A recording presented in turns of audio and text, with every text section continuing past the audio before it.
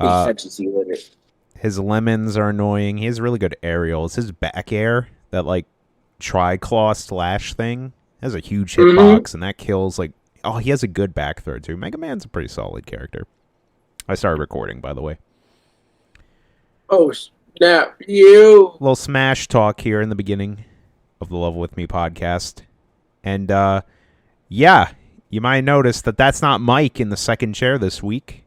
Mike is drowning in paperwork or computer parts or spiders. I don't know what he does in his job nowadays, but he's very, very busy. Maybe there's just a bunch of cardboard on him. Who knows? But today, my very special co-host guest is the one and only Billy. How you doing, Billy? Yo, I'm doing great, Corey. How you doing? Good, good. You actually have been on the podcast before, way back in the day. Well, it might have been a year ago.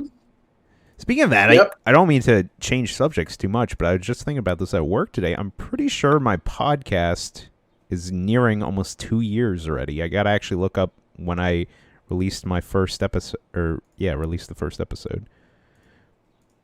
Which is crazy. Was this a special? This is special? Not really. I don't have anything planned. Okay, I was a little off on my 2-year mark. It was in April. April 26th was my first podcast, 2019. So, I guess I might have missed the mark there, but I just thought about that. I'm like, hey, I'm 2 years into this thing. Kind of crazy. Gotta keep going. That's how I look at it, man. I don't mean to pull the curtain back too much, but podcasting is a really easy thing to do, honestly. I think it's just about like being committed and like putting out the content every week. But yeah. I find it fun to just like talk about video games or whatever with friends, You know, I love me some video games. I'm here for it. But yeah, it's funny, we were just starting out talking about Smash. I could literally just talk about that game all day. All the different characters. Your freaking Link cheating. A stupid freaking bouncy sword. Like, come on. There's no way in real life. Come on, Billy. Don't tell all the viewers about my modded controller. Shit, I used to think I'd mod if I use all these mine carts, and I don't stop. Don't tell them about how I pay off all my opponents that I win against. Oh, snap. Here you go. Go to Big Eye Buddy's Instagram and YouTube. Gamer Bro Corey. Where's my $20? I let you win the tournament. Oh.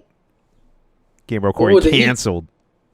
Playing Smash right now, and this guy just teabagged me. And it's a link. Oh, my God. Now I have to destroy you. Magma block. Get out of my ring. Oh, double mag? Juggle?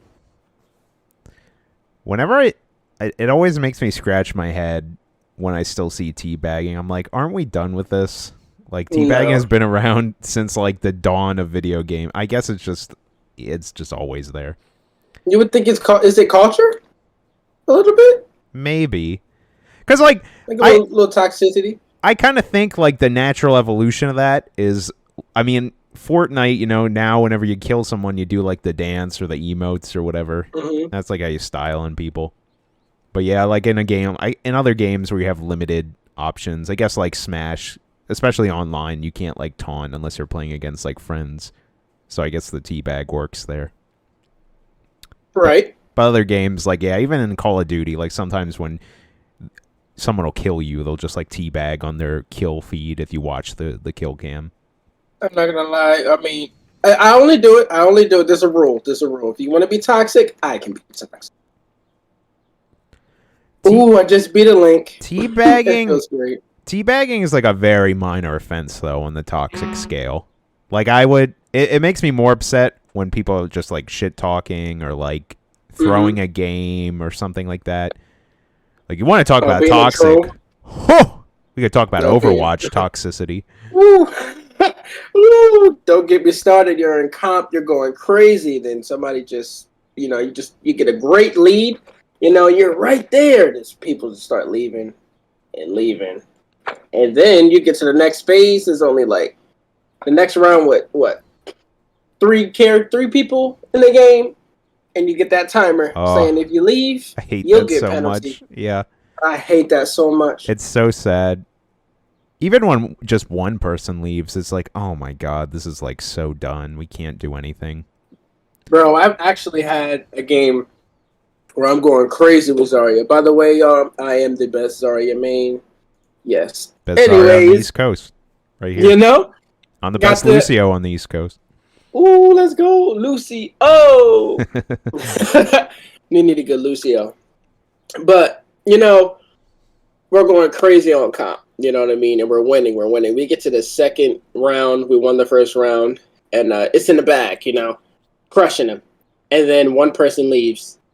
And then because we couldn't get it right there, and everybody started to leave. And I hate, like, even one person, I think will be like, just like a disconnection error or something like that, you know, because there's a lot of that. You know what I mean? They still put it as a penalty. I was going to say, if you were winning and the person left, I assume there had to be a connection thing. It's not like they're just like, oh, I got to go do something else, or, oh, I don't want to play this anymore. And it's a forfeit, kind of. Yeah. Like, you don't get the win. It's just like, wow, one person leaves, then it's a fault for everybody. Kind of tying it back to Smash, that is one of the benefits I do like about fighting games. Although it is, it is well, before I get to that, I was gonna say it's nice in like fighting games or even a battle royale where you can play solos, where it's just you. Like, it is frustrating when you have a team, especially a team of randoms, and they can sometimes like hinder your game experience. So like playing a solos battle royale or like a fighting game, like that's just only on you. Although what I was going to say is, going back to the toxicity thing, then you're playing like Dragon Ball Fighters or Street Fighter 5, and you're just about to get you're just about to like finish them off. And then there's that just disconnect, like pause where like the connection thing is like spinning right before you kill them. And then you get the message after 10 seconds, like they disconnected. Match over. I hate it. Oh. It even happens in Smash. The only difference with Smash is that when the player leaves, there'll at least be a bot that you'll kill. But you can definitely tell when they leave because the enemy... Wait, on ranked? Yeah, in like the quick play or elite Smash.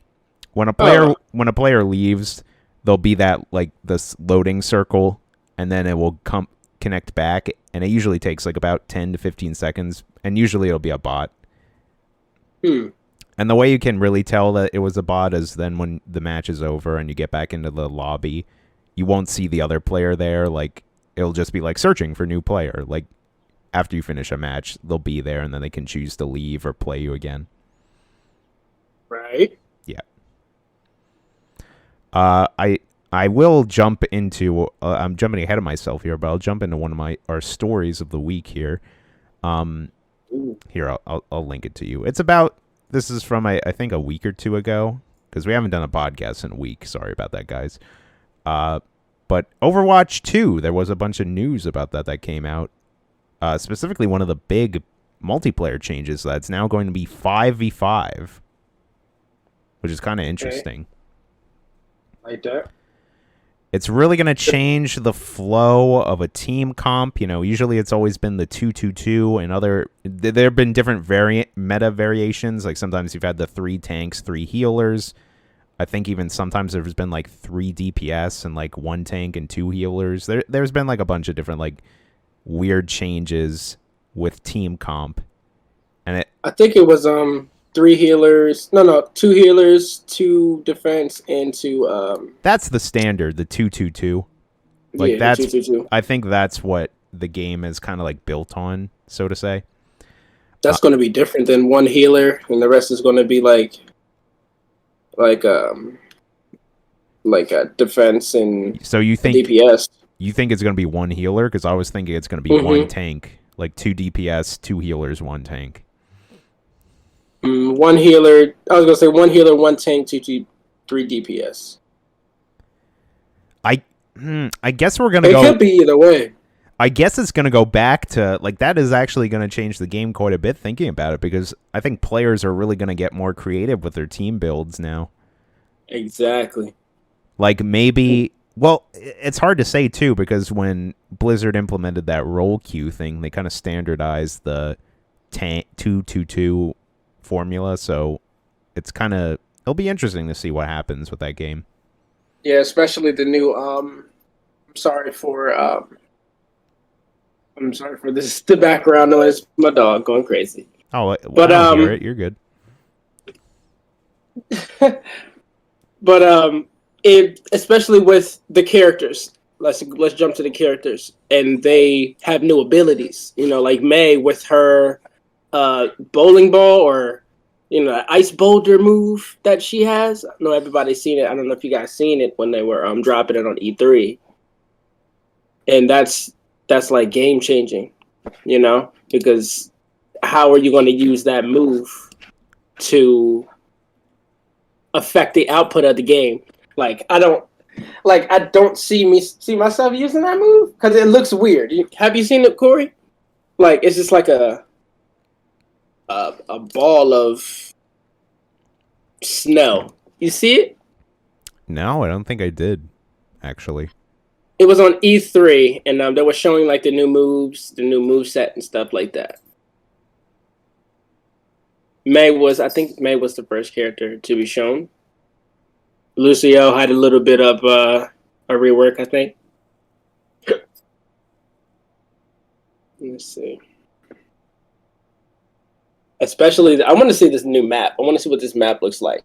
Because they also did say that with Overwatch 2, the characters that drop on Overwatch 2, on Overwatch 1, will get that character too as well. So we'll get that story. If you want to just play story and objective kind of games, go to Overwatch 2. And if you just want that PvP feel, just stay on Overwatch. That's where they're trying to... They're trying to keep those two balanced in a way, so one game doesn't fall off than the other one. I feel like they've actually almost I don't even know if they're still doing that anymore. It seems like they're kind of just going to push Overwatch 2 and just kind of leave the other game behind. Specifically with Activision, that's kind of what they like to do. How many times have they been like, oh, here's the new Call of Duty, but you can also go back and play the old one. No, they usually always make you want to go buy the new Call of Duty. And they've done this before with even Destiny. When Bungie initially was creating Destiny, they wanted it to be this big long game where they kept adding things to it over and over and over. But Destiny was a joint deal with Activision, and Activision is like, hey, yo, we want to keep putting games out because we want people to buy new games. So you need to make a sequel to Destiny. But Bungie's like, no, we want to just keep adding things to Destiny. And that's how you got Destiny 2. And then eventually Bungie actually became independent again. And now that's why Destiny 2 is getting content up the wazoo, because that's that is Destiny now. And I think they're kind of doing that with Overwatch 2. Blizzard initially did say, yeah, we want to keep both the games alive and they'll kind of work together. But there are literally heroes that are specific for Overwatch 2. There's no more new heroes being added to Overwatch. All the new heroes are just kind of being kept for Overwatch 2. So I think they're going to be separate games at this point. Yeah. Also, I can't wait to see what kind of games they have too. Also, with what you were saying, I don't know how much of those new moves are implemented into the multiplayer aspect. I know in PvE you can have different abilities for all the heroes, but I don't know if you can customize them as much in the multi. I'm just unfamiliar with that, actually. I don't know. I know they're changing things up slightly. I was just reading that article I sent you, and apparently Zarya has 2 bubble shields now, which is pretty cool. Ooh. And May's standard ice beam, it won't it doesn't freeze players anymore. How her ult will freeze. Well, now her gun just slows people down, but you'll never get frozen from her gun, which means she can't freeze you and then just headshot you with the icicle. So now you'll just be slowed. Yeah, and that's just one thing I think going to the movesets. I think the movesets for characters define the game. You know what I mean? And oh yeah, when we play Overwatch, when we first seen it, we're like, oh man, what? We got Widowmaker, super sexy, crazy sniper lady, going after this robot guy, this Zenyatta, see, he's a monk, but he's a robot. That was cool. You know what I mean? Mm-hmm. And actually playing the game and get to know the character and the play style. But now, like, when Overwatch 2 comes, like I said, they are going to be reworking some of the characters, because I know for a fact it doesn't have it on this list, but with Reinhardt, his shield or heal something with the shield, or he had a new move instead of just swinging his hammer around, back and forth. He kind of does like a new move. It looks different, which is actually pretty cool. Oh, but yeah, you see it, right? I know what you're talking about. And I was going to add to that.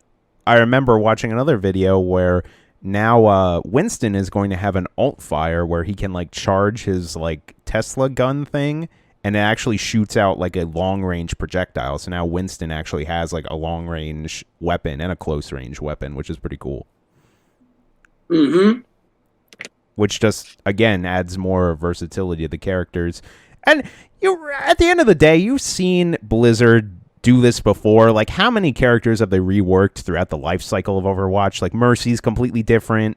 Torbjorn got changed a bunch. This is not unusual, and we'll see this happen throughout the life cycle of Overwatch.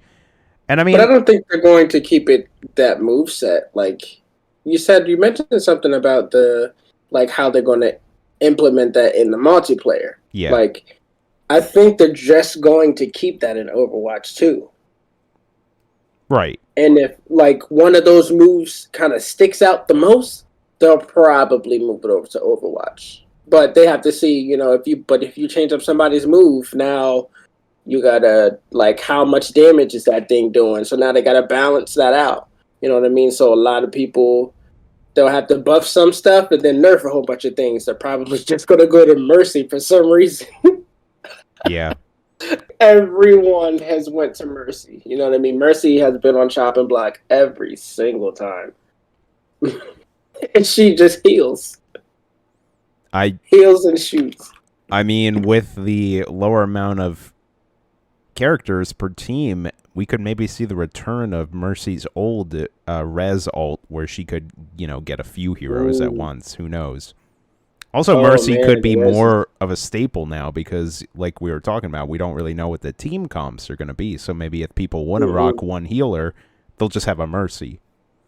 And I'll even make characters who have heals who aren't necessarily just, like, a healer. Like, I'm thinking a soldier with his little heal station. Like, things like that will be more useful. Or a character like Reaper where he can heal by doing damage, or even like Bastion can heal with his little repair thing, or Mei with the ice. I think those characters will become even more powerful in this like new world. I mean, I think they should bring back like some of those old moves from the very first Overwatch where it first dropped. Like Mercy was a little bit stronger. Like her gun was just a little bit more powerful. No. Don't give Bastion that shield. Oh man, no, no, not that. That shit is cheating. That was cheating. Stupid. Who thought that was a good idea? That, and you remember when Reaper? That's why I used to main Reaper for the very first one. That every time you kill somebody, you could take their soul and heal from that. You know what I mean? And that was cool. The soul orbs, yep. Like that was good. Like he had a good hit. The damage was good. The output and stuff like that was good. It was even pretty cool because it didn't matter if the Reaper killed them. It was just whenever an enemy was dead. So, like, if your teammate shot up the enemy Mercy, the Soul Orb would be there, and then you could go pick it up. Mm-hmm. I mean they could have, like... I do like what they did with Reaper. I think his heals are a little bit better now, because he heals just per amount of damage he does, or something like that. Yeah, and that's what's different. That's way different for me. But I just stick to my Zarya now. Zarya and Zenyatta. Oh, I've been doing Baptiste, too. I haven't really played a lot. Like, I'm very, like, off and on with Overwatch nowadays, but I played a little bit around, like, Christmas. I got into it because my buddy was playing on a PS4, and I'm like, oh, I'll play on PS4. I mainly played on PC before, but I was like, oh, I'll play with you and just mess around almost as like a secondary account, but I ended up just playing the same characters I played on PC because I just like to heal. Right. Yeah. Hey, we need a good healer on the team. I'll tell you that. Without that healer, we can't unless you're healing yourself. You know what I mean? Everybody else, they got to round for these health packs, and everybody's using it. Don't let a Sombra be around on the board now. No one can do it. I know this is the number one video game podcast in the world. But before we get more into like the other news stories of the week, I do have some things I wanted to talk about real quick. So first of all, I just want to say that I think I really need to just drive my car into a lake and just get a brand new one, because I've had some bad luck this week with finding like wasps in my car. Get out. Are you lying? Like, seriously, for real? So, okay, the first one's explainable. So the other day I had to take some to my mom's house, and I opened the door and I go in to get in the car, and there was just like a wasp like flying directly in front of me in my driver's side of the car. And I was just like, I immediately like noped out of that car so quickly. Like I was about to sit down, and it was just like instantaneous of my body like moving. Like it's probably the fastest my body has ever moved. I was just like, nope, because this wasp was like literally the size of my pinky. It might have been one of those killer hornets. Who knows? But the killer hornets, they're like your forearm or something like that, or your hand. So I just like from the palm of your hand up. Yeah. I don't think I've actually seen one. I've seen some big wasp or hornet looking things. They're not the killer hornets, but they were pretty big. But I had to, just wait for this guy to get out of there. Luckily, it didn't take too long. But then, like the day after, I go to get some gas, and I open up my little gas flap, and there's a wasp nest in my gas flap. I was like, what the heck? There's a red gas. That's funny. Now, luckily, there wasn't anything in there. At least I don't think there was, because I kind of just like, I don't know what to do here. So I just flicked it and prayed to God that there was no angry wasps in there, which, again, luckily there wasn't. But I was just like, what are the odds, man? Like, why are they attracting my car? It's not even like a crazy color. It's like navy blue. I don't get it. I don't know. Is it shiny? Like super shiny to them? No, it's like it's pretty dirty. Like color. It gets plastered by bird dookie because I park under a tree. Pollen. Yeah, a lot of pollen. Maybe that's it. Made your car green. So yeah, I'm probably gonna, commit some sort of arson and maybe get some money to buy a new car just to be safe. I get an electric car. I could be part of the future, help the planet, Oh, stop. But yeah, other than the wasp car, I also went on vacation. Vacation happened. That's why I was gone last week. Yeah, I was posting a lot on the Instagram and the Snapchat. Yeah, I had a wonderful time. I went to the beautiful Outer Banks in North Carolina. It's the big Gecko island portion. What'd you say? I'm sorry. The Gecko was the star of the moment. Yeah. Yeah, when we were told you to catch him.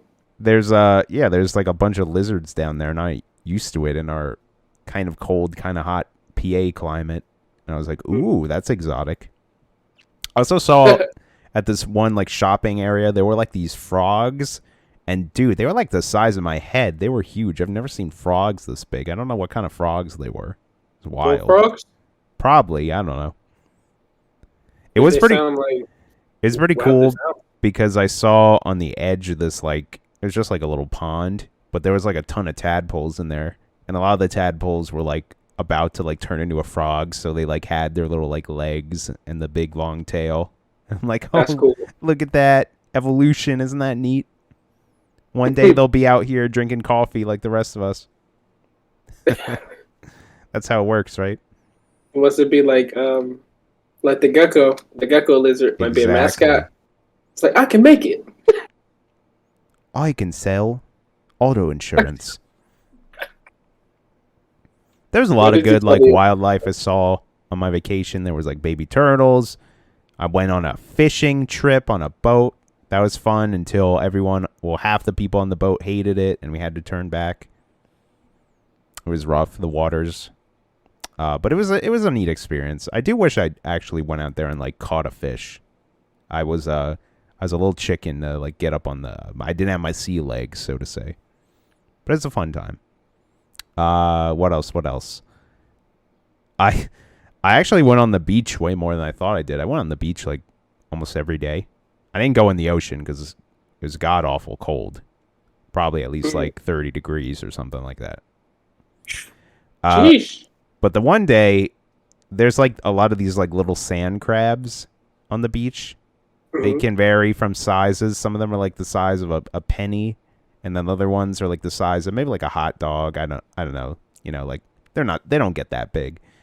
But I was just laying, and right next to me, I saw one of the little holes because they dig like holes on the beach to like hide or just live in or whatever. What are they again?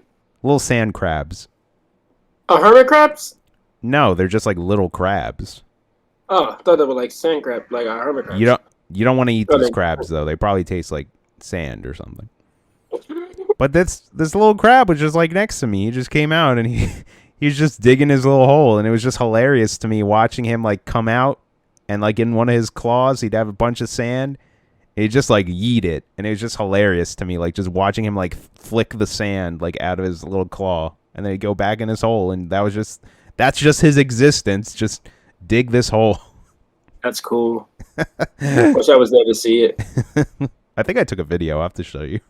That was pretty cool. It's literally I've never seen a crab dig. He was literally just right next to me though. Like I'm so shocked that he came out. Like he was inches away from me, and I was just watching him like the whole time on the beach. I'm like, this creature is fascinating me so much. I just love that he's existing here, doing his thing. He's not bothered by me, nor am I bothered by him. We coexist. He digged up. He was like, "What's up? What's up, buddy? I'm just gonna scoot past you here. This is where I want to dig. This is a great spot." All right, I put everyone to sleep with the giant frogs and the tiny crabs. I also saw some dolphins. I saw dolphins on the fishing trip on the way back, and they were pretty close. They were, I'd say, like maybe like 15, 20 feet away on the boat. That was really cool. Ooh, you gotta go to Mexico so you can ride a dolphin. That was fun. I don't know if I want to ride a dolphin, but it's like they'll float on their back, and then you grab the fins, and then you kind of like hold their fins while they're like pulling you. It's so crazy. The amount of strength they have is amazing. Yeah, they're really smart apparently. Yes, super. I didn't ride the dolphin in the Outer Banks though. They were like, "No, we don't do that down here." They talk to me. That's how smart they are. I had a lot of great food on vacation, so much so that I gained like 10 pounds when I came back. What'd you eat? Oh, boy. What didn't I eat? That's the better question. A lot of beer. Got like... Did we get pizza? No, we didn't get any pizza at all. I feel like I didn't even eat like necessarily that bad. I think it might have just been like some of the like snacks or something, because I had like a lot of like good meals, like a protein, a starch, and a vegetable, kind of like standard stuff. Like I had a lot of good like seafood. I mean, the one day I had like a fried like piece of like, I think it was rockfish or something, which is just like a white fish with fries and coleslaw. I guess that's not that healthy for you, but it was delicious. The other day I grilled like these like tuna steaks for me and my family. Those turned out amazing. What do we eat those with? Coconut rice and broccoli. That was really good. I had ice cream almost every night. I think that was the kicker in my stomach. That's why you gained it. Yeah. One night we just like impromptu went to the grocery store and made like banana splits. And then there's this really good ice cream place. It's like a little local chain down in the Outer Banks. It's called Bucks. And they have like, I want to say at least like 20 to 30 different flavors that they make. And yeah, we just went there like night after night, and I just get like different types of milkshakes. I got a cake batter milkshake. I got what were the other flavors I got? I got cotton candy milkshake. That was really good. Got my mouth water. I forgot the other one. It was like a peanut butter. It's a peanut butter and cookies, I think is what it was called, which is essentially peanut butter ice cream with like Oreo cookie dust in it. That was pretty good. Oreo cookie dust? Well, just like crumble, you know. Oh, Like, well, that's different. Yeah. My family shames me, and so does Megan, that I got the Coke or the cotton candy ice cream, but I think it tastes good. It's just sugar. It's just like sugary ice cream. That's all it is. Cotton candy's great. Just I like love candy regular corn. cotton candy too. Just like candy corn. Give candy corn its clout, guys. I like candy corn too. I just think that's probably all just trash garbage food. That's why they're probably making fun of me, but it's fine. I enjoyed it. Who cares what they think? It's my life. What else did I eat? I don't know.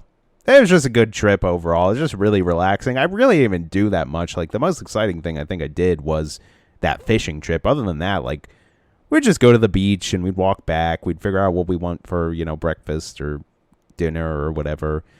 We'd hang out at the house. We'd watch some shows, watch a lot of Impractical Jokers, a lot of Food Network. I actually watched Groundhog Day for the first time. That was a pretty good movie. We played a decent amount of pool. There was a pool table at the house. That was really nice. You had an amazing time. It was just wonderful. I took a bunch of pictures on my Instagram. I'll probably be posting more of those up there. Shout outs. Go give me a follow. Wink, wink. But yeah, I just had a wonderful time there. And then other than that, I did also want to shout out that right before we went on right before I went on my vacation, me and Megan took a quick little trip to Hershey Park in Hershey, Pennsylvania. And that was just a great time too. We went I want to say it was 9 a.m. or 10 a.m. It was right around when the park opened. And we were thinking okay, we're coming on a Friday morning. Is it really going to be that busy? And the answer was yes. It was really busy. Woo! There were a lot of people there, a lot of schools and other groups of people attending the park. So it's okay, I guess it's still going into an amusement park. But a lot of the lines weren't too bad because it was just when the park opened right away. But that was a lot of fun. We had a good time there, just walking around, enjoying. We really didn't go on that many rides. We kind of just, I guess I'll say that Megan just got a job somewhere in Hershey and she has benefits, so she gets free tickets or discounted tickets. So that's why we decided to go and not really have any agenda. We just wanted to enjoy our time together and just walk around Hershey Park because it is a nice little amusement park. We got some good barbecue. Megan got her turkey legs. She loves to get those big turkey legs you get at a Renaissance fair and amusement park. They're smoked. They're so good. And I got a half rotisserie chicken that was barbecued. Oh, it's so delicious. I felt like a caveman just ripping that bird apart. Just going at it. Also, in Hershey Park, I do need to say that they have a wonderful arcade with a lot of retro video games and pinball machines, which I was really digging. What kind of game? The one game that I really enjoyed, have you ever played, it's called Arkanoid or Breakout? Ooh. For those of you who don't know what that is, that's the game where it's basically you have the paddle and the ball, and there's a bunch of colored blocks, and you are trying to break them all out. And then each level, it changes up the ratio of blocks above you. I was horrible at it, but it's a lot of fun. And I was playing on a proper Arkanoid machine, and the controller was actually a trackball, so you would slide the ball around, and it was so much fun to play. Although it was a little it's a little wonky because you can tell that this machine has been there. It's old, it's not as responsive as you would want it to be. So sometimes you would really fling that ball, and then your little paddle wouldn't move. It would go over a little bit but glitch back to where it was. So you kind of had to work it just the right way, girl. And then you would get those blocks broken, and it was just so good. Although I didn't make it past level 1 because I suck. Man, I would. Then you get those power-ups and you get the double ball. Oh my god, the triple ball, you get the blast, you get the sticky paddle. There's so many good power-ups. Arkanoid's great. It actually made me want to go get a Arkanoid game on my Switch or just play it on my computer or something. Play it on your phone. A lot of breakout games. Yeah, you're right. There's that game has been that's the Pac-Man or the Minesweeper. It's just overdone at this point. You can find Tetris, whatever. But that was a lot of fun. I enjoyed that. And then last but not least, I did also want to shout out that, we, you, me, Megan, and Jonathan all got to hang out last Sunday. Yes. And that was a lot of fun. I got my That was first very ever fun. hands-on with the PS5. I'll talk about that was later on. Oh, got to play some Returnal. That was pretty much the whole time that we hung out. I just played Returnal. I was so ready to play Smash. Oh yeah, we played Smash and stuff. You gotta check that out on the Switch. We'll talk about that later. I did feel bad though. I really just didn't want to spend the whole time playing Returnal, but I just got so sucked in. I already knew it. I was like, I'm gonna catch up with Megan. Like we have our talks. I did laugh though, thinking about like when because you have the Xbox Series X and then Jonathan has the PS5, and you brought out the Xbox Series X to show me like the console itself. Oh yeah. And I was like, get that thing out of here. Put that away. I'll take out that beefy ass fucking station. The mini fridge. It's like, put that thing away. Hey, Billy, put that away. That thing is literally a freaking huge, man. Oh, man. So is the PS5. I was not ready for that. That thing is like the size of my apartment. I don't even know where I'm going to put that if I ever get one. Long as hell for no reason. It really is. It's funny, but when the time you'll actually be able to find those things easily, they'll probably have the slim model out, and they'll be like, oh, now I can actually fit this in my house. Ooh, got another win. Nice. And with that being said, how about we get a win with the I have a horrible transitions. Hello everyone, and welcome to the Level With Me podcast, episode 95. I am one of your hosts, Game Bro Corey, and I am joined by, like I mentioned earlier, Billy, my special guest. How you doing, Hi. Billy? Yo, everybody, I'm doing great. How are you today? It's a Level With Me podcast, number one video game podcast on the planet. Number one on the universe. We're here to cover the video game stories. We're going to talk about the video games we've been playing over the week. We're having fun here, you know. Billy's over there playing Smash. He's playing video games live on the video game podcast. That's how dedicated we are to this. Eat, breathe, and sleep video game, okay? You've heard of the real ones? No. You've heard of Twitch streaming or whatever? Well, he's going to use audio waves to have you experience his gameplay. I don't know. All you hear is vibrations. All you hear is vibrations. All you hear is like the buttons on the controller, like you just hear. The clicks and the clacks. But anyways, we're going to move into some news of the week here. And we have a few stories to talk about before we get into like the video game stuff, so to say. First off here, this is a story that I wish my regular co-host Mike, aka the Collector's Vault, was here. I think this is wild.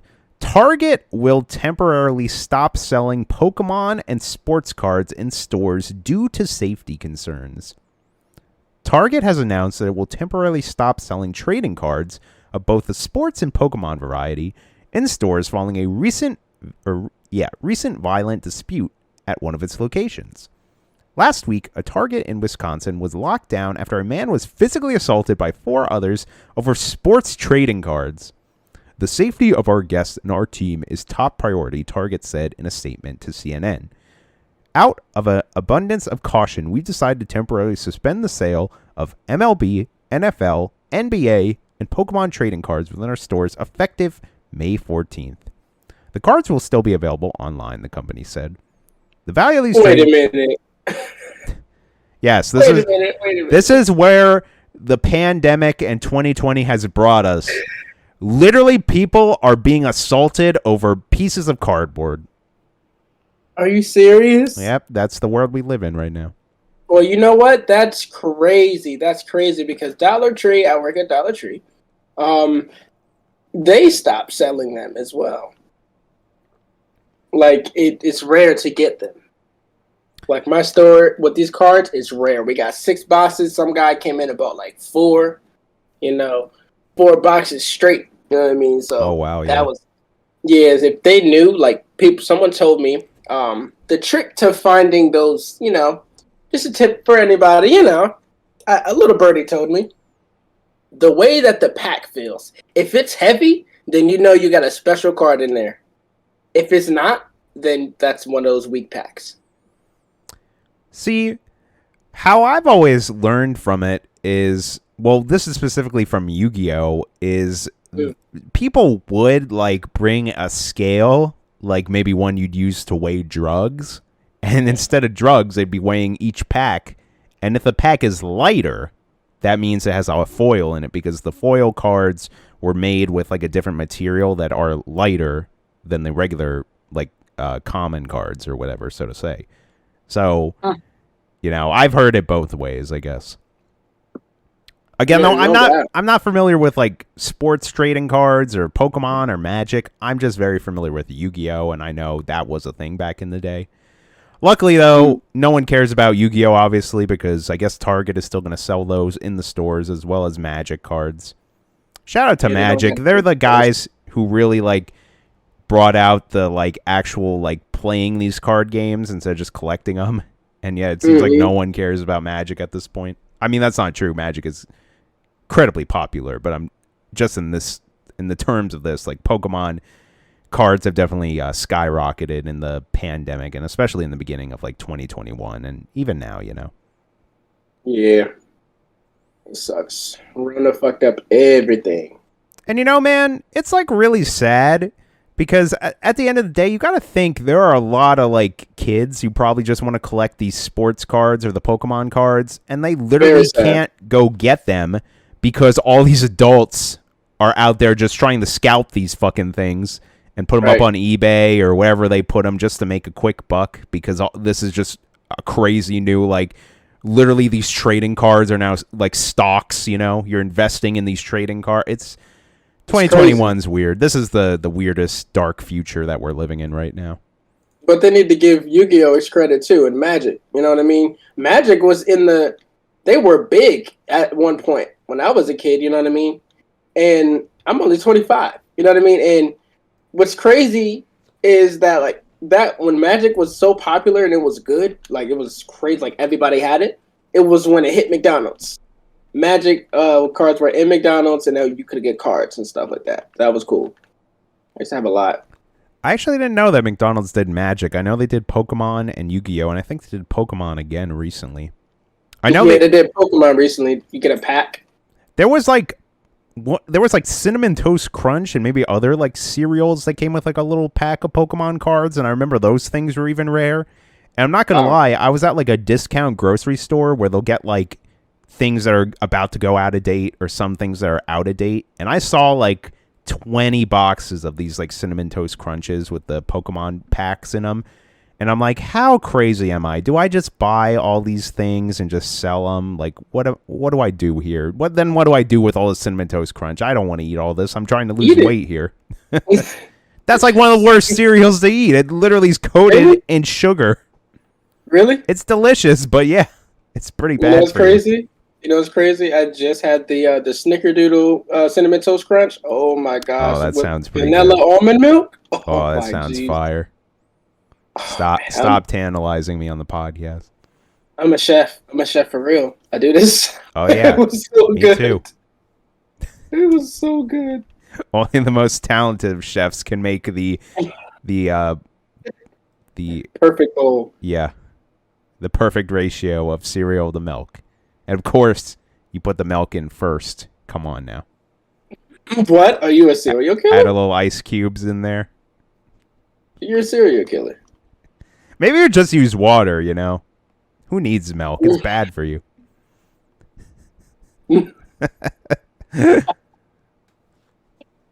Crying over here, guys. I can't wait until I can find some of these Pokemon cards, almost like mining for gold, like just digging through like boxes in Target and looking behind shelves, being like, do they have any packs? Do they have any packs? What's left? Is there a Pikachu here? And one day being able to trade like a few cards to essentially buy my house with Pokemon cards, because I feel like that's where we're going. Yeah, and sorry guys, just Wrong pipe. But what was I going to say about the Pokemon cards? And it was going to jump to anime actually. I was going to see if like the new cards that came, like the new Pokemon that came out, like did they get cards that are shiny, super shiny like that, or did they only get that for when it was only like a select few Pokemon when the movie came out? No, they're still making new Pokemon sets. And there's a lot of new like shiny cards. Like there's different types of rarities. I can't remember them off the top of my head.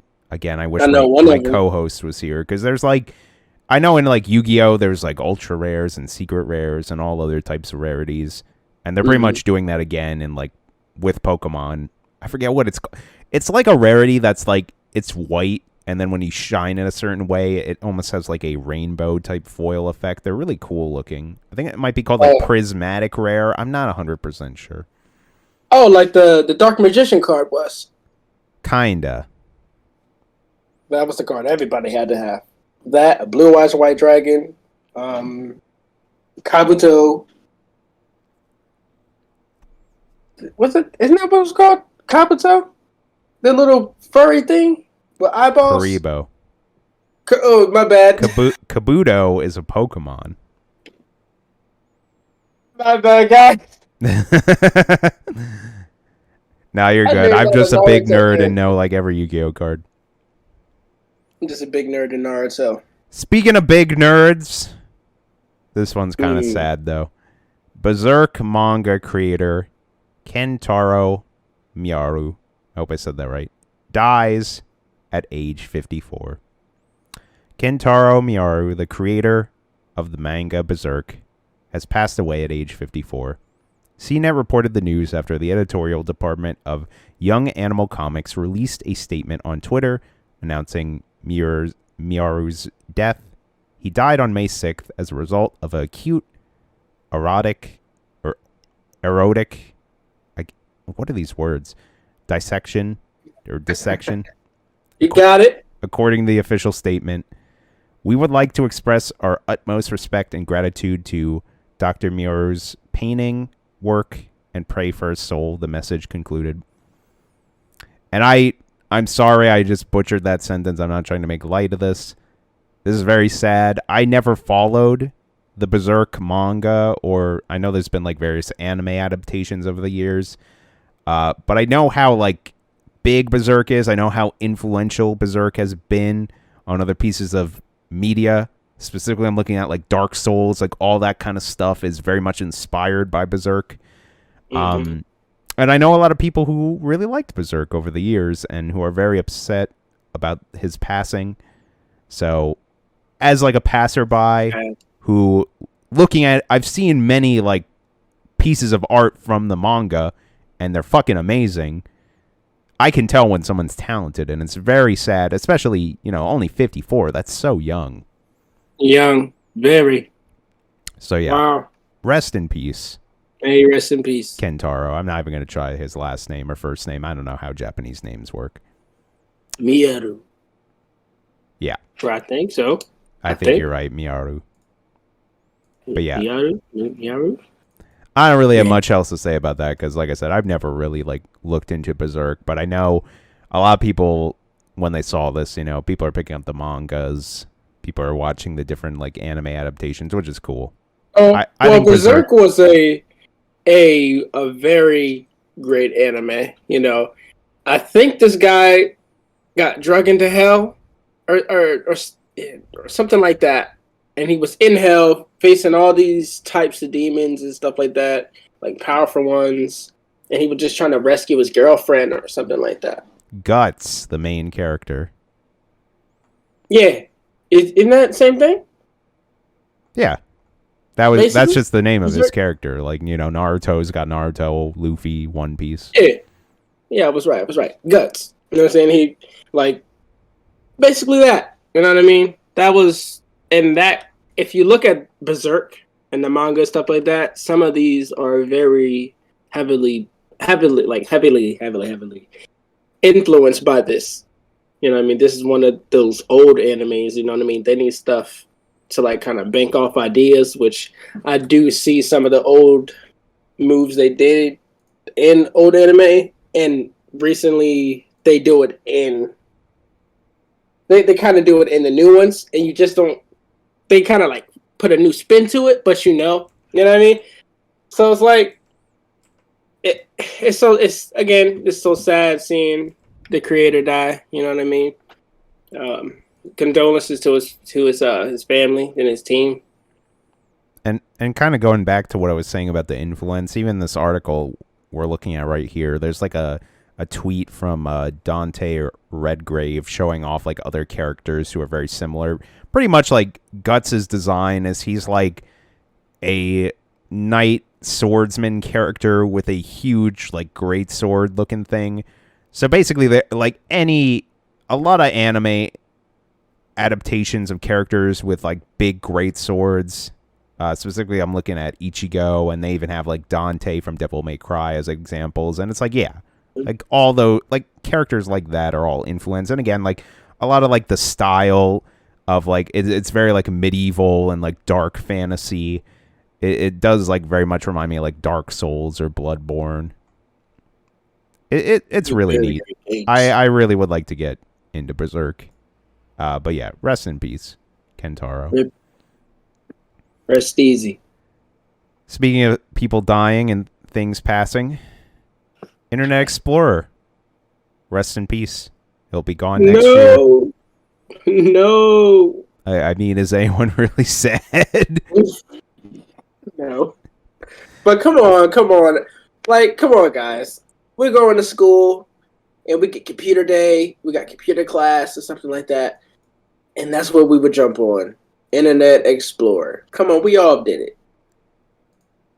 Like we all did. You know, it was. You know what? The trifecta of desktop icons. Desktop. You had Internet Explorer. You had Minesweeper. You had Paint. You know what I mean? Anti-Haven. Hentai Haven. Bro. And then, of course, IGN, because you got to get your video game news. Yes. You know what I mean? It's a... Oh, wait. And you can't forget the pinball. You know what I mean? That was the game right there. I love that game. That game is way better than Minesweeper. If you choose Minesweeper over Galactic Pinball, I'm sorry. Just leave. You're not allowed to listen anymore. Galactic Pinball is so superior. I want that guy who's on the Galactic Pinball, like the astronaut. He should be in Smash. What are they doing? Yo, stop before you get them an idea. I'm going to just call him George. Put George in Smash. He probably has a name. You should put Charlie in there, too. He's biting everybody's fingers. Yes. I see a little baby walking around. You're getting ahead of ourselves here. I didn't even read about the Internet Explorer. These people need to know the Internet Explorer is going to be gone in the beginning of June 15th, 2022. So go enjoy Internet Explorer for about a whole year. And if you like Microsoft would love you to try Edge, which is completely different. It's Edge. Ooh, Microsoft Edge. Ooh. I'm using Edge right now. Actually, Edge is pretty good. Not gonna lie. I'm on Safari. Ooh. Edge is kind of like Google Chrome at this point. Like, it's very similar. Except Google Chrome uses a lot more like RAM, so that's why I switched to Edge, because Edge doesn't. And the funny thing is, Edge will copy all your extensions and your like favorited links or tabs. So like it's just like I'm using Chrome. It just has everything on here. You know, my Better Twitch, my Ad Block Plus, everything is on here. We're Gucci. I like Chrome. Chrome is good. The RAM consumption is bad if I'm trying to stream and play like Fortnite or something. What about Google Chrome trying to make that phone? Google's trying to make a phone? Google's trying to make everything, dude. Google's gonna making a toilet in a year. Please, can you have a little squirt thingy that that bidet Japanese toilets have? Yeah, those. Hello Tushy, sponsor Level With Me podcast. Send me a bidet. Send me one, please. You can, with the Google toilet, you can just yell at it like, activate bidet, or the Google toilet, you can tell it to squirt. I don't think I would want to talk to my toilet. Play Slipknot. This one's gonna be a doozy. Gotta cover up the sounds. It's gonna be a big one. Play some Slipknot. The weather today is 82 degrees. Your bowel movement weighed 3.6 pounds. I'm really enjoying this Google toilet bit. We need to move on. Speaking of shit, Charlie bit my finger. The classic internet video. I'm sure people don't even realize anymore. This is 14 years old. I feel old thinking about that. But anyways, it's being taken offline to become an NFT. Mm-hmm. We're trading Pokemon cards for Bitcoins or houses, and now we're trading memes also for houses and Bitcoin. 2021 is weird. This future is weird. Wait, you telling me I can save a meme, right, and then put it to an investment? I guess, man. But you got to have like a popular meme, so you got to play the long game. You have to make a viral meme or video, and then in like 20 years, you can be like, well, I made that. I own that. So now it's an NFT, and then maybe someone will buy it. Or I guess someone's going to buy that one. Or I guess you could do it now because NFTs are big. So even if you're like small, I bet some like millionaire would be like, ooh, I should hop on that. It could be worth more in the future. How much is this picture worth? I don't get NFTs. I think it's weird. What's it say in the article? Let's see here. Charlie bit my finger. One of the most viral YouTube videos of all time, 14 years old, crazy, has been auctioned off as a non-fungible token, that's an NFT, and will now be taken offline. According to The Insider, the family behind the home video sold the original clip as an NFT at the auction over the weekend, where the bids steadily escalated until the auctioneer's hammer eventually landed on the winning price of a grand total of ready? You got ready? Here we go. $760,000 and $7,060. How am I? 700. Say 700 is $60,999. I can't read. That is a lot of money for a freaking Vine. You know what? It's a Vine. It's pretty much a Vine before a Vine. Well, actually, you're speaking in old language. You just say it's a TikTok. No one even knows what Vine is. Vine was the OG TikTok. Yeah, that kind of started it, and then TikTok made his own little name, which is actually pretty cool. I'll give it some clout. TikTok is very funny. This generation, oh my gosh, they are hilarious. Yeah, you know, I feel like a lot of people gave TikTok a lot of crap when it first came out because it was a lot more of just the dancing thing or the song lip syncing. But yeah, now there's like a lot of good like comedy sketches, and there's even a lot of like educational like TikToks where it'll be like a 1 minute video of someone explaining like a factoid about like a random like state or like a leader or something. Like there's a lot of neat stuff on TikTok. I give TikTok a lot of credit. Facts. Yeah, it's like giving you facts for like different things. Like that's cool. Like honestly, I've never seen a platform do that, you know, and it's like free game. Like some of this stuff you would have to pay to know, but like they're giving you things that you didn't even know that existed across the world. You know what I mean? And you get to stay in tune with like everything around you. It's actually pretty cool. And I do think it's neat that that's like an all-encompass thing. Like you go on there and you basically edit your own video on TikTok. Like it has the editing software. You can add like different effects and filters and stuff. Right. All right, TikTok, you gotta send us our check now. We gave you the plug. Yep. I need that check. I want to be official, really official, right? Speaking of 76 cajillion zillion monies, Marvel's Eternals. We got the first teaser trailer released. Did you watch this? It was very good. The teaser trailer? You liked it? Yes, I liked it. Okay, so we're definitely, see, here's the thing.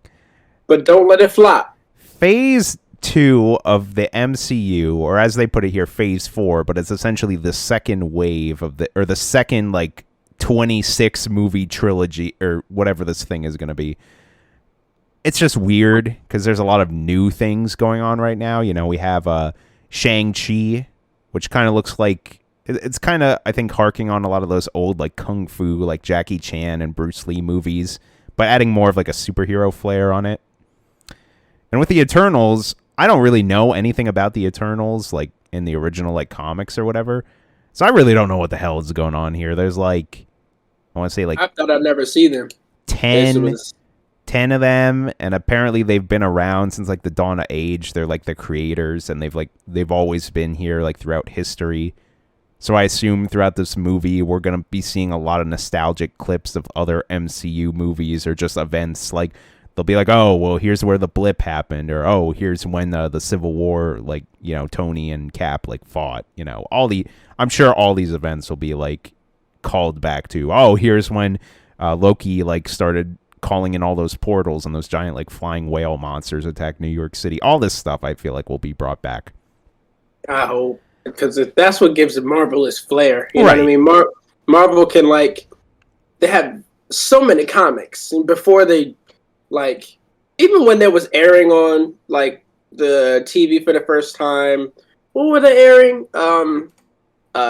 X-Men, Spider-Man, The Amazing Spider-Man, you know, all of that stuff. They had comics before. They had super crazy comics that you would not even, like, think. You know what I mean? Yeah. And that gives them so much room to move and make shows, make movies, make spin-offs, and, you know, even try to piece those together. You know what I mean? I never even thought I'd see the Marvel's Eternals. No, I agree with you. It is crazy how, yeah, they are literally just starting to pull so many different, like, comics and series just because of the boom of superheroes. And I was actually just listening to a podcast, and they were kind of talking about that. Are you familiar with the new Amazon series, Invincible? I've seen it on TikTok. They said that I need to watch it because it's really good. Oh, it's very good. I've been watching it. I'm not done with it yet. But that, like, series has been around since, like, I believe 2004, 2005. Like, the Invincible comics came out years ago. But just because of how popular superhero culture is right now, some team, like, was able to push that forward and be like, hey, we should make this. Like, I think it'll do really well. And guess what? They were right. That series is blowing up. It's amazing. I'm really enjoying it, as many millions of other people are. I believe that also happened with The Boys, which is a very similar type of thing, also on Amazon. What's it called? The Boys. Oh, Amazon. Yeah, it's on Amazon Prime. But yeah, this trailer looks interesting. Again, I don't really know much about the Eternals. I want to follow the new MCU phase because they just been crushing it. I enjoy watching these movies, even though I don't really know much about, like, I never really grew up reading a lot of, like, Marvel comics or anything like that, but I just like what they're doing here. It was Spider-Man comics were it for me. I know everything about Spider-Man. I also enjoyed the little stinger at the end where the one character was like, oh, Captain America and Iron Man, they're gone, so who's going to lead the Avengers? And one of the Eternals was like, it could be me. And then they all laughed. They're like, no. I don't know. That could be setting up something. I have no idea. Like, maybe he does lead the new Avengers in the future. I have no idea. Although we all know that there's a new Captain America in town. And boy, I love him. He's badass. Doing this thing. He is doing his thing. But let's all, you know, best villain, hands down, Thanos. Okay? Oh, yeah. Best villain. But come on, Thanos, like for real? Like for real? Like why'd you do that? It still hurts me. I'm just like, damn. Like a lot of people died, half the population, poof. And then like this would have never happened. This Eternals would have never even be here. I mean, there's like a lot of things that are going on around Thanos's like snap, the blip as they call it. I mean, a lot of Falcon and the Winter Soldier kind of was about like after the blip, which was really cool. I like that they actually went into that kind of stuff. You really like think about all like it kind of opens up like a lot of different angles. Like, yeah, I didn't think about that kind of stuff. Crazy. And I kind of like it because they kind of gave MCU a loss, a huge loss, but a win at the same time. Meaning a win with the box office went crazy on this movie, right? And then for a loss, meaning like in the movie itself, like in the Marvel universe, like Thanos snapped his finger. You know, he got to snap his finger. We thought, just like in every Marvel movie, you know what I mean?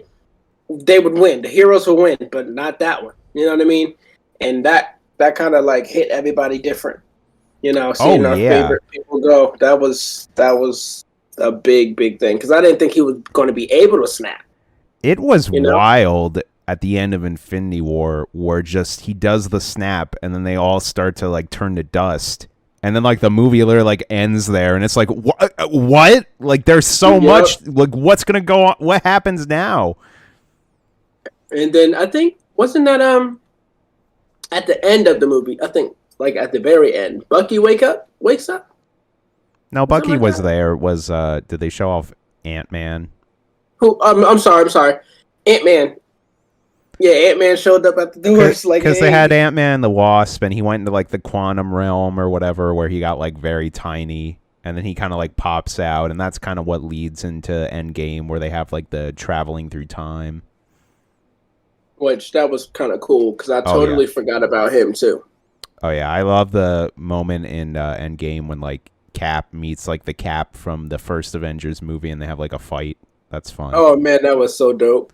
Cap gets good moments in Infinity War, especially Endgame, especially at the end when he gets the Mjolnir, however you call it, like Thor's hammer. Thor's hammer? Oh my god, I almost cried at how awesome that was. I thought he was going to pick it up at the table when Thor was like, he can't pick that up. They teased that. She's like, shit. And then he goes and like... he moved it an inch, and Thor like shit his pants, like, whoa, what? He was like, hold on. He's just a human. Like, what's going on here? Like he was laughing at first, and then when he was like actually trying to lift it, the hammer lifted up a little bit, and his face completely turns sour. Like, oh shit! All right. So we got TikTok. You owe us a check. Disney. You know, we're plugging all these Marvel movies. You owe us a check. Okay, we plugged Hello Tushy. That's the bidet. We'll take 2 portable bidets. Thank you. I'm keeping a track of all this shit. You know. Yes. Speaking of popular like villains, you mentioned Thanos. One of the greatest video game villains of all time, GLaDOS from Portal. Yes. Portal movie is still alive apparently, and it's in development at Warner Brothers, says producer JJ Abrams. The cake may be a lie. Oh boy, that classic joke. But here's the truth. JJ Abrams' long-rumored adaptation of Valve's hit game Portal is in active development at Warner Brothers. During a press day for the home release of Super 8's 4K Blu-ray, Abrams confirmed that the Portal movie's status to IGN. I believe that this is his quote. We actually do have a script that's being written for the Portal movie now at Warner Brothers. We're really excited about the take and the pitch, so it feels like that thing's finally on the rails. I think this is awesome in theory. I just don't... It scratches my head because I'm like, isn't Portal like so out of the like lexicon of like relevance? Like Portal 2 was literally the last game in the series that came out, and that came out in like 2010. Xbox? What was that? Xbox 360. When everybody had an Xbox 360? Yeah. Mm-hmm. But that was a great game back in 360. Oh, you know, hell yeah. That was a top hitter. You Still know what I mean? holds up, too. It's a great game. Great puzzles, you know, mind-bending puzzles. That was great for me. And then, something wasn't right, and, you know, and she was just trying to trick you. You know what I mean? And you finally freed yourself. You know what I mean? That was kind of cool. But that would make a good movie, to be honest. That was a great kind of story from Portal 1 to Portal 2. I'm interested to know, what they're going to do with it. I assume they're not just going to make what happened in Portal 1, maybe it'd be slightly different. I assume it wouldn't follow, Chell. It would follow, a different character. Maybe it would just show more of aperture science. Who knows? Maybe the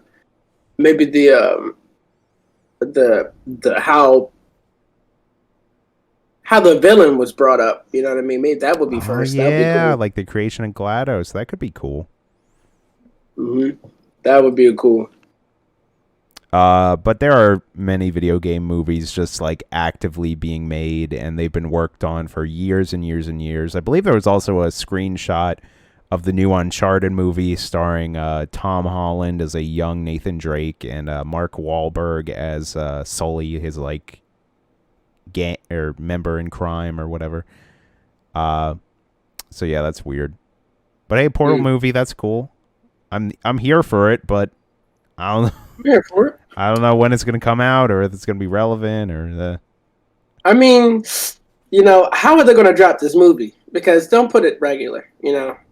Portal was mind-bending, you know, using the portal gun to walk through walls, you know what I mean? Shoot a part of a wall, then shoot the other part. You know, you can walk to the other side of the wall. You know what I mean? It end up somewhere else, you know what I mean? I think it should be like that 3D IMAX type movie. Yeah, that'd be pretty cool. That would be cool. Like that, we have to be in it in order for us to know what's going on. All right. And with that Portal movie news, kind of video game related. Now we're actually getting into some proper video game news here. Not to bore you guys with talk about Berserk or Pokemon cards or Charlie Bit My Finger. No one probably even knows what that video is anymore. This is culture. It is culture. But yes, video games. There are always new video games coming out, and we always are very excited to hear about the brand new video games coming out. I know I am. Yes, yes. E3 is right around the corner, only about a few weeks away, actually. As well as other exciting video game events over the summer, like Geoff Keighley's Summer Game Fest, beginning June 10th with World Premiere Showcase.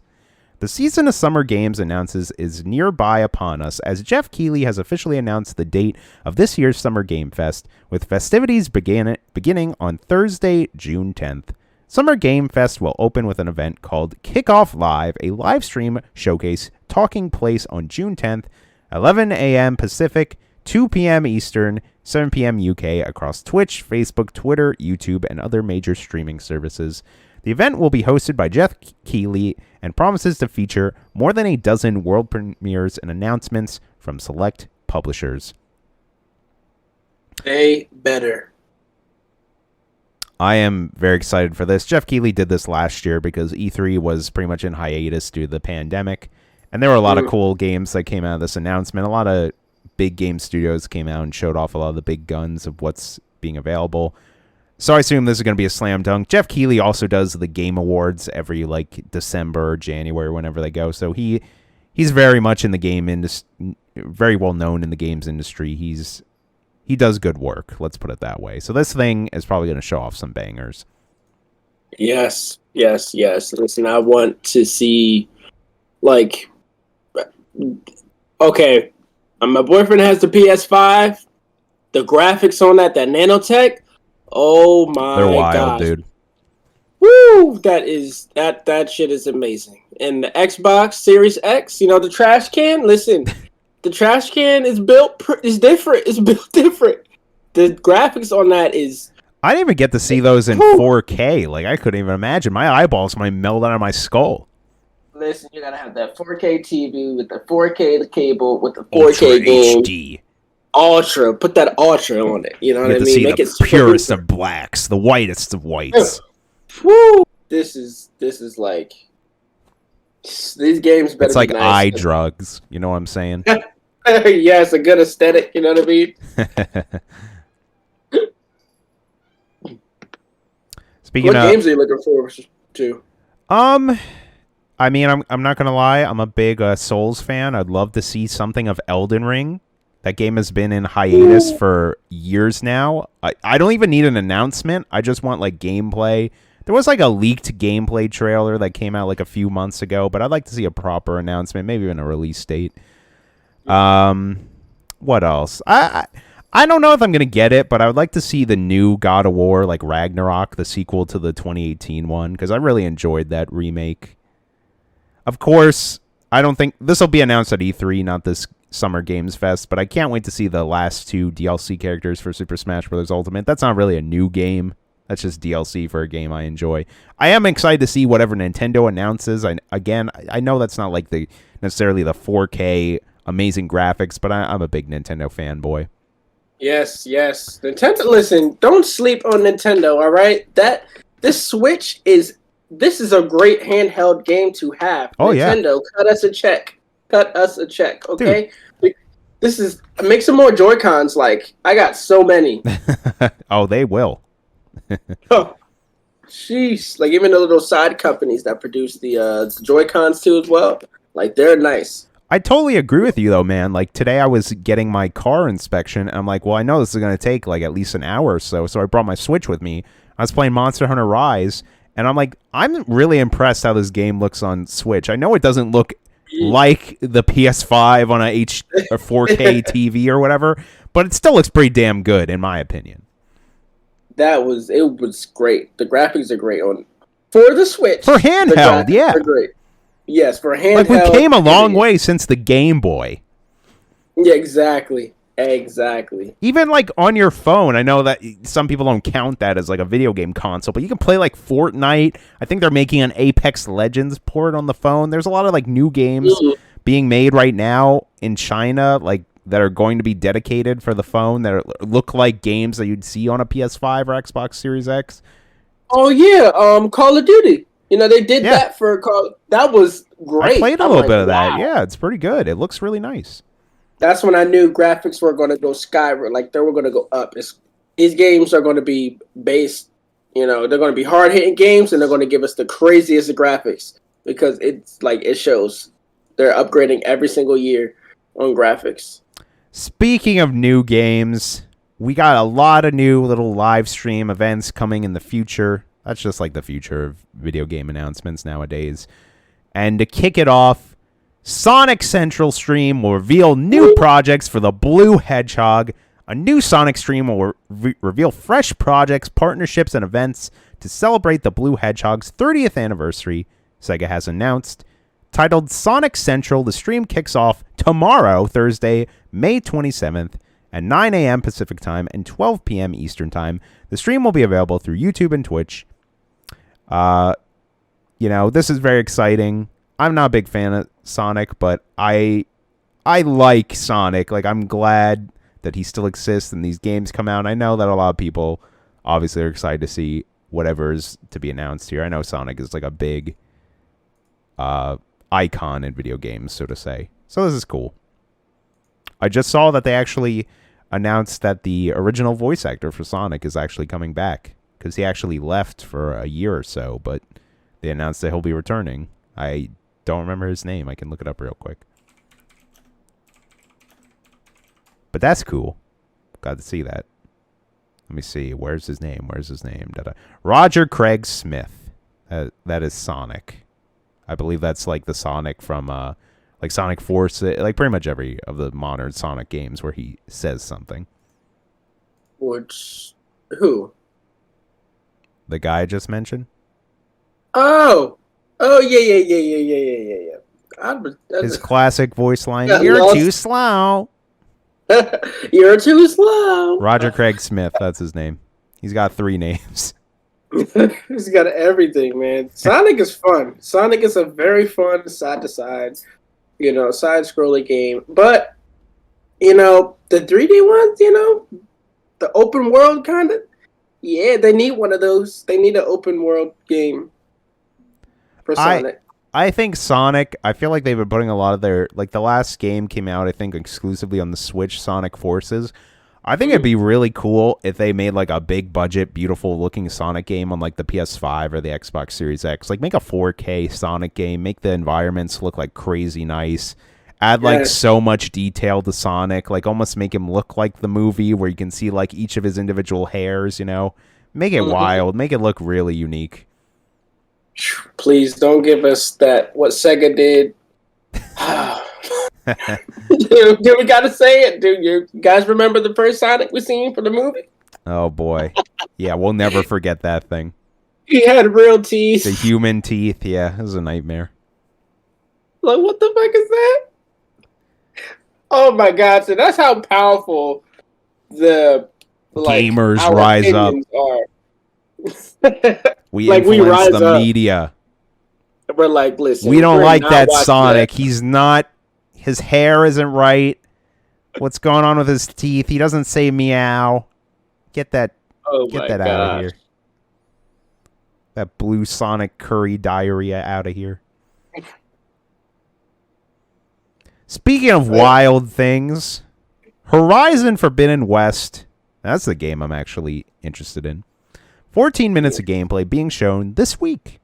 Sony has announced the next State of Play broadcast, which will reveal Horizon Forbidden West gameplay for the first time. It will take place this Thursday, May 27th. Hey, that's tomorrow too. At 2 p.m. Pacific, 5 p.m. Eastern, 10 p.m. UK time. The 20-minute broadcast will include 14 minutes of brand new Forbidden West gameplay footage captured from the PS5 version of the game. Announcement tweet for the event includes a video showing a top-down glimpse at Forbidden West verdant post-apocalyptic world. Sorry, IGN keeps hitting me up with these new words. My goodness. They know I was bad in vocab. It's a new DLC. Well, this is a whole new game, buddy. Listen, this game, if you played Horizon, the first one, you know what I mean? Have you played it?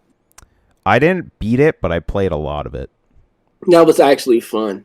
I loved it, yeah. It's a great game. I want to know how they're going to do with Forbidden West. Like, what kind of enemies are they going to have now? My biggest complaint about Horizon Zero Dawn is why did they have it released so close to the Switch and Breath of the Wild? Because that's just what I wanted to play the whole time. Like, I was like, I want to keep playing Horizon, but Breath of the Wild. You know what? I think they know that the Nintendo is coming up with some heat.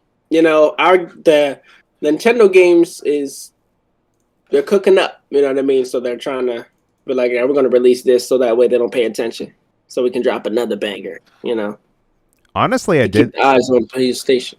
I did think a lot of the elements of Horizon Zero Dawn did kind of also remind me of Legend of Zelda a little bit. But I really enjoyed Horizon Zero Dawn. I really want to go back to it and actually beat it and maybe even play the DLC. Because I really like Aloy and that world that Guerrilla built. I think it's super radical. Mm-hmm. I actually really enjoyed like finding the little audio things and like you can like go into like the underground world where it's like this mechanical hellscape and it's where all the like robot dinosaurs are being like built. And it's so like interesting and fascinating. Like I just love the world of Horizon, of it being like this is after the fall of humanity from the futuristic nightmare, and it's kind of like we're rebuilding society as like almost like cave people, so to say. Right. It's just an awesome premise, and I'm super excited for Forbidden West. I can't wait to see this gameplay tomorrow. I know that game is going to look fucking fantastic because Horizon Zero Dawn looked incredible on the PS4. And that was like midway through its life cycle. Guerrilla makes beautiful looking games. I'm very excited to see this. I'm looking at the video, the trailer. Yeah, just the little preview, just seeing the foliage and the water. That's a big element. That's a big element. That's a big element of Forbidden West. There's going to be a lot of like water elements, like swimming. Maybe there'll be even some sort of water combat. They showed off like in this little teaser, there's like all the buildings of like Los Angeles, because it's on the West Coast, so I think you're technically in like California, so there's all the old like city structure, and I think that's super rad. I'm very excited to see this. It's pretty cool. Speaking of very exciting new games, this is actually one you were just asking me what games are exciting for. I want to see this thing. I hope it's real. Final Fantasy Origin, a PS5 action RPG spin-off reportedly coming at E3.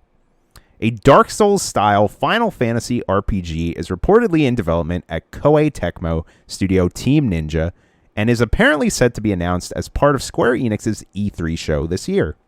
According to a new report from Fanbyte, the game will be set in, or adjacent to, the world of the original Final Fantasy game, released for NES in 1987. It will be titled Final Fantasy Origin, and is apparently a PS5 console exclusive, with a PC release set for later after the initial launch. The current understood details of the game, which states that Team Ninja is creating a Final Fantasy game with a similar action RPG style to Dark Souls or Team Ninja's own Neo games, arrived via a leak on gaming forums and Reddit. However, Fanbyte reports that its own sources have been able to corroborate the rumor, and the state that the game will be called Final Fantasy Origin. Look, they said the buzzword for Corey, which is Dark Souls. I'm in there, baby. I see a Souls-like. I'm just like, I put my money on the table. I'm like, I'll take it. Give me that. I'm incredibly excited for this. I love everything that's going on with New Age Final Fantasy as well. I know 15 was a mixed bag, but I thought 15 was pretty cool. Of course, Final Fantasy VII Remake is incredible. I still haven't played it yet. I only played the demo. I think, Jonathan has that on his P5. Yeah, he's got the remake. Yeah, and I believe cool. The new like expansion thing is coming out soon. But yeah, you got for remake. There's like a little. It's called Interlude or something like that. Oh yeah. Yeah, and I don't know if it came out yet, but I know like they're adding an update to the PS5 because it initially released on the PS4, but they're gonna have like a PS5 update to make it look better. Run at 60 frames per second. Etc. Okay. I think I've seen the Final Fantasy Origin. Wasn't it back on last E3 for P5? And I think it was like when it first started, like the very first game. Are you thinking of Final Fantasy 16?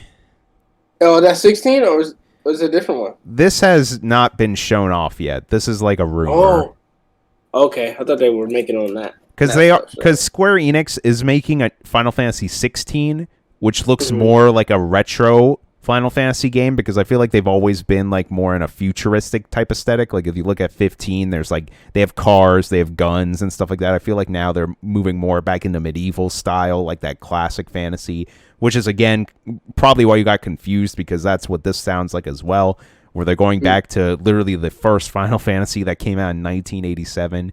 Where you had like the black mage, the white mage, you had your warrior, like all those classic like classes and like just very basic designs and stuff. And I think it's going to be super rad if this is true. Because like I said, I just enjoy a Souls-like. I feel like it would fit that like classic style Final Fantasy aesthetic. I really hope this is true. Better come out, because some of these games that they put out, which I'm still mad at, Microsoft, okay, I'm mad because I spent all that money to get this super duper pack Minecraft because it looks so amazing on that E3, and I'm like, what? The shading looks wonderful, and they said with the new console you can play it. I'm just like, yes, right. And then you guys cancel it. Oh yeah, Yes. So now the fans didn't like that. So they're like, fuck that. We're going to make we're going to make our own thing. And they did. It's on like the Minecraft webpage that you can get the shaders and different skins and stuff like that for free. And you just have to have ray tracing. And that's what the Xbox, like the new Xbox, they all have ray tracing. And it's like, why can't we play? especially P5 with the nanotech. You know what I mean? They're way past that. You know what I mean? So it's like It's beautiful. It's like, what's going on? You know what I mean? But I see like on the computer, you guys can get it. You guys are the only ones that can get that. It's crazy some of the like technical accomplishments these games are peaking at. Yes. So they better drop up what this stuff here. Keep their promise. Keep their promise. Keep the fans. Speaking of, I don't have a good segue here. Help me out. Give me something. Some fans. Okay. Some real. Like speaking of fandom. Okay. Rockstar Games is co-founding a record label. Sure. Yep. That's what the title says. You know, I didn't even know. You know, matter of fact, you know what? This is my alley because I make music.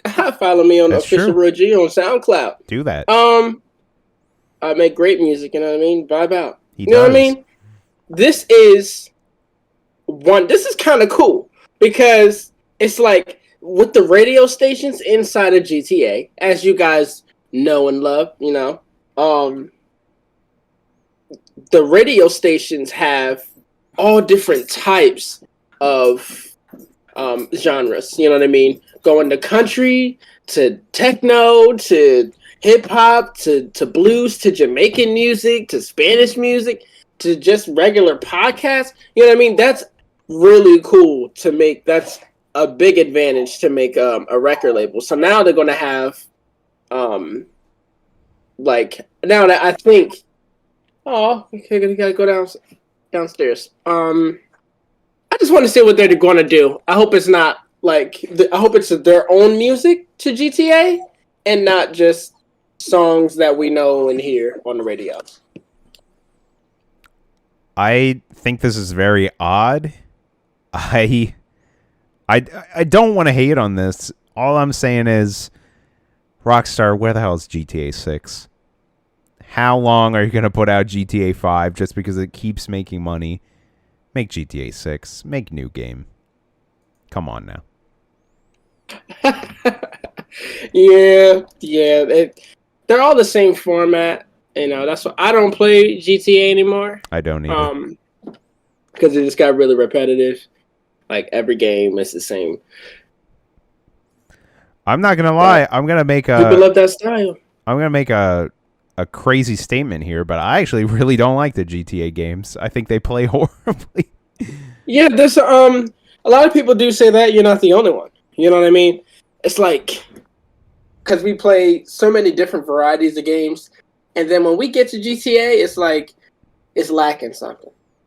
You know what I mean? It's like down to like the movement of your character. That's what really bugs me at GTA too. Like when you move your character, they're so stiff. It's so stiff. You know what I mean? It feels like you're gonna fall over all the time. Exactly. And then like the shooting, I don't know, it's just never satisfying to me. Like there's so many better like shooter games. I think the driving's good, but I'm just not a fan of like driving like regular cars. Like I don't really play a lot of racing games. If I want to play a racing game, I go for like Mario Kart or something wacky and fun. I do think Rockstar does do a great job with like world building and like stories. Like the little bit of GTA 5 I played was all single player, and I did really like the like characters like Michael and oh my god, I'm blanking on all their names. Trevor, you know, like the three different characters, Franklin, like that you can switch through. Like that was all good stuff. The main characters. Yeah. Mm-hmm. Like I thought that was cool, and even how they did it in GTA 5 where there's like 3 and you kind of switch between them all and they all have their own like little things going on. Yeah. And it was cool cuz like when you would switch, like they'd be doing like shit when you pick up where they're at, like oh, Trevor might be like beating up like some dude that owes him money, and they switch back to Franklin, and Franklin might be hanging out with his like homie, you know. Right. In fact, that was cool. It was, yeah. And like I know every day you get something new. I know people love Red Dead 2.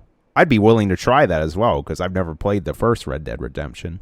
Red Dead, I didn't really get into Red Dead, but I know what it's about. Some like just quick rundown. There's a cowboy, Old West, And on the steel horse I ride. Sorry. I knew it. And like, it's just everybody's trying to kill him for something, and he's wanted or something like that. Or, I don't know, but that game wasn't really so satisfying to me. I thought it looked beautiful. I will say Rockstar also does a hell of a job with their like engine. Like GTA 5 looked incredible too. Yeah. And a lot of people don't remember this, but GTA 5 initially came out on like the 360 and PS3. Like it came out right when the PS4 and Xbox One came out, and then they eventually put them on that console like a year or two later. But it's kind of crazy. There were like a lot of games like that in the first, like when we went from the Xbox 360, the Xbox One, and the PS3, the PS4. There was like a big window of like a ton of games that came out just for the last gen consoles. Like I remember South Park: The Stick of Truth only came out on 360 and PS3. Dark Souls 2 only came out on 360 and PS3. I even played like some of the original Xbox One games came out on the 360. I played the first Titanfall game on my 360. It didn't look that great, but it worked. It was fun. It was good. Yeah. It was fun. The storyline was great too. Yeah, Titanfall's great. Good. Hell yeah. And I love Apex Legends now. All that. Respawn does a hell of a job. Yes. They have, like, the thing with them is they just get the gameplay just right. Like, all those guns, like, the flow of, like, running around, and they just get it completely right. That team over there, chef's kiss. They're good. Yes. And what about this segment? Let's see if they remember. Daymare, 1994 Sandcastle announced. Okay. So, this is a brand new game that I just watched the trailer for a few days ago, and I just thought this looked really fucking cool. Leonardo Interactive and Invader Studios have announced Daymare 1994 Sandcastle, the sequel to Daymare 1998, a popular Resident Evil 2-inspired survival horror tribute of sorts that became a popular game itself. In Sandcastle, you return to Idaho, or rather go there for the first time, as Sandcastle is, as the name implies, a prequel to Daymare 1998. You play as Delilah Reyes, an ex-government spy now employed by Hades, Hexacore Advanced Division for Extraction and Search. Among other new features, Sandcastle will feature new weapons like the liquid nitrogen blasting frost grip, an updated menu interface inventory system, new puzzles, and more. The reason why I wanted to point out this game is I've never heard of Daymare 1994, or I should say I never heard of the original game, Daymare 1998. This does like look like a proper like throwback Resident Evil style game. Like it reminds me of the Resident Evil 2 and Resident Evil 3 remake, like that third person camera behind the shoulder survival horror game. It even has like a little bit of aspects of like Dead Space, because it's kind of like got this almost like corridor futuristic aesthetic kind of, even though it takes place I guess in the 90s, excuse me, but it looks radical. I recommend people go look this up. This game's cool. Yeah, this game looks nice. If you like horror games, yeah, this is the one. The jump scares are there. And apparently they are. We're probably going to learn more about it, but it's due to release on PC as well as Xbox and PlayStation platforms sometime next year. But it looks really cool. Yeah. Ooh. Continuing with our new game trend, we are now going to move on into our last news stories, which are somewhat Nintendo themed. Because here at Level With Me Podcast, we love Nintendo so much. We leave all the Nintendo stories for the very end. It's like a dessert for us. So first of all, this is Nintendo adjacent. Axiom Verge 2 delayed to second half of 2021, making of documentary released for free. Axiom Verge 2 has been delayed a second time out of its intended early 2021 release window. It is now scheduled for Q3 of 2021, so that's probably like the fall. As a make good for the second delay, dev Thomas Happ will release a making of documentary about Axiom Verge online for free. And you can watch the full documentary. I believe it's on IGN. It's probably on YouTube if you give it a Google, or if you give it a search. Axiom Verge 1 hell of a game. Great, like, Metroid-style throwback game with its own, like, type of aesthetic. Super fun. I played it for the first time, like, a year ago. Very excited for the sequel. Verge? Axiom Verge, yeah. It's really good. Nice. Good music. Never played it. Good Cool. gameplay. And yeah, the sequel looks really cool. It's got like a totally different aesthetic. It's like on an alien planet. You play as, I believe, like some sort of alien creature. It has like way more like melee combat. Like the first game, you have this like crazy gun, and you find all sorts of like modifications for it. So it like changes like the fire, like the different types of projectiles that come out of the gun. Like, was it like Slug? Like Slug Metal? Remember that game? No. Let me give that a Google real quick. Slug Metal. It's from like. Oh, arcades. you mean Metal Slug? Metal Slug? Yeah, Slug Metal. Metal Slug. No, it's more like Metroid. Like you go through the different parts of the map, and there's like a lot of backtracking. You'll get like power ups that let you access new areas of the map.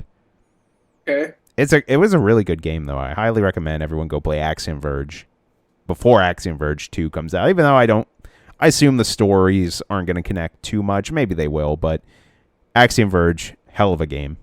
You can probably get it really cheap too because it's a few years old at this point. Last but not least, The Legend of Zelda Skyward Sword HD is getting an amiibo that helps with traversal. Legend of Zelda Skyward Sword HD is getting a brand new Zelda and Loftwing amiibo that will help Link traverse the world of this Nintendo Switch remaster. In The Legend of Zelda Skyward Sword, Link is able to use designated save points to travel from the surface to the sky and his trusty Loftwing. But by using this amiibo, which will release alongside the game on July 16th, you can return to the sky whenever and wherever you wish. Once you are done flying through the clouds or visiting Skyloft, you can use the Zelda and Loftwing amiibo again to return to the spot on the surface where you previously used it. The new feature even works in dungeons, on the surface, and from within buildings in the sky. I'll say this right away. I think this amiibo looks beautiful. It's really well done. I was gonna say that. Of Zelda kind of like petting the Loftwing on its like beak.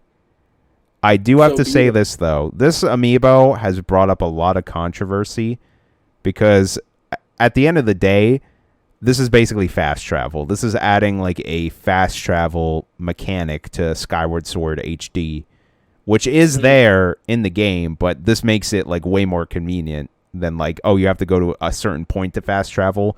This amiibo is literally like, oh, you can fast travel at any time. Yeah, I'm sure people are going to get this. Oh, yeah. It has been, of course, it's like all the pre-orders have been selling out like hotcakes. This is basically like almost a mandatory function, I would think, just for convenience. And it has like brought up the conversation of, is this like an ethical thing? Because it's essentially like Nintendo is locking up like a feature, so to say, with this amiibo. And I kind of don't like that.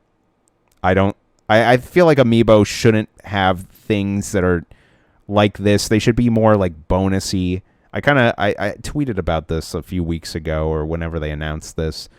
Right. I think it should do some. This is too much of a feature, like a convenience thing for gameplay.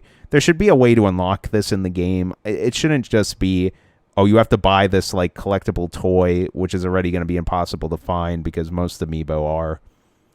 I'm not a fan of it. I think the amiibo itself is cool, but I'm not a fan of the idea of it being like a functional like thing to help you with the game. Okay, I see. I see what you're saying. Yeah, because amiibos aren't amiibos. Like, I don't have an amiibo, but Jonathan has one, and we use it for Monster Hunter Rise. And the little tokens, and you put them on the Joy-Con, and they scan it, and you get a piece of gear for your character and your pets, like your Palico and your Palamute, which is actually pretty cool. And I honestly think that's fine. Like, that little kind of bonus stuff is okay.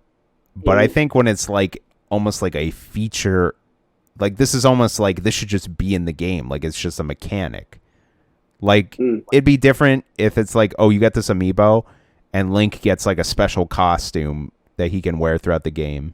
then that's like, oh, Right. okay, that's like kind of different. And they've done that before. Like in Mario Kart 8, you can scan like different amiibo and you get like different Mii costumes. Like you can have a Mii that looks like Captain Falcon, or you can have a Mii that has like a Link outfit, so to say. That's cool. I just don't. I think they could have done like something that was more of just a bonus. They could have even just been like, here's some like rupees, or here's like a heart container. Or I think even in Skyward Sword, they had like some sort of thing where you can like upgrade your sword over time and your shield. Like maybe just give like upgrade materials. I don't know. Because they even did that in like Breath of the Wild. Like in Breath of the Wild, when you scan, you do get some like additional costumes, but they also just give you weapons, and they give you like bonus items for upgrades, as well as like food and for healing and stuff like that. I'm just not a fan of the way this was implemented for like a fast travel thing. So now that I think they're like trying to make people buy it, because now that you say that, it should be in the game. But I don't know if they were trying to make it different. They don't want to make it all the way the same. You know what I mean? They just want to make it, stand out. I get it. I think amiibo do generally sell pretty well. Like I'd say every once in a while you get like one kind that like people don't vibe with, and they just sit on shelves and collect dust, and eventually like get discounted to hell. But usually amiibo like just will sell out, and they basically become impossible to find.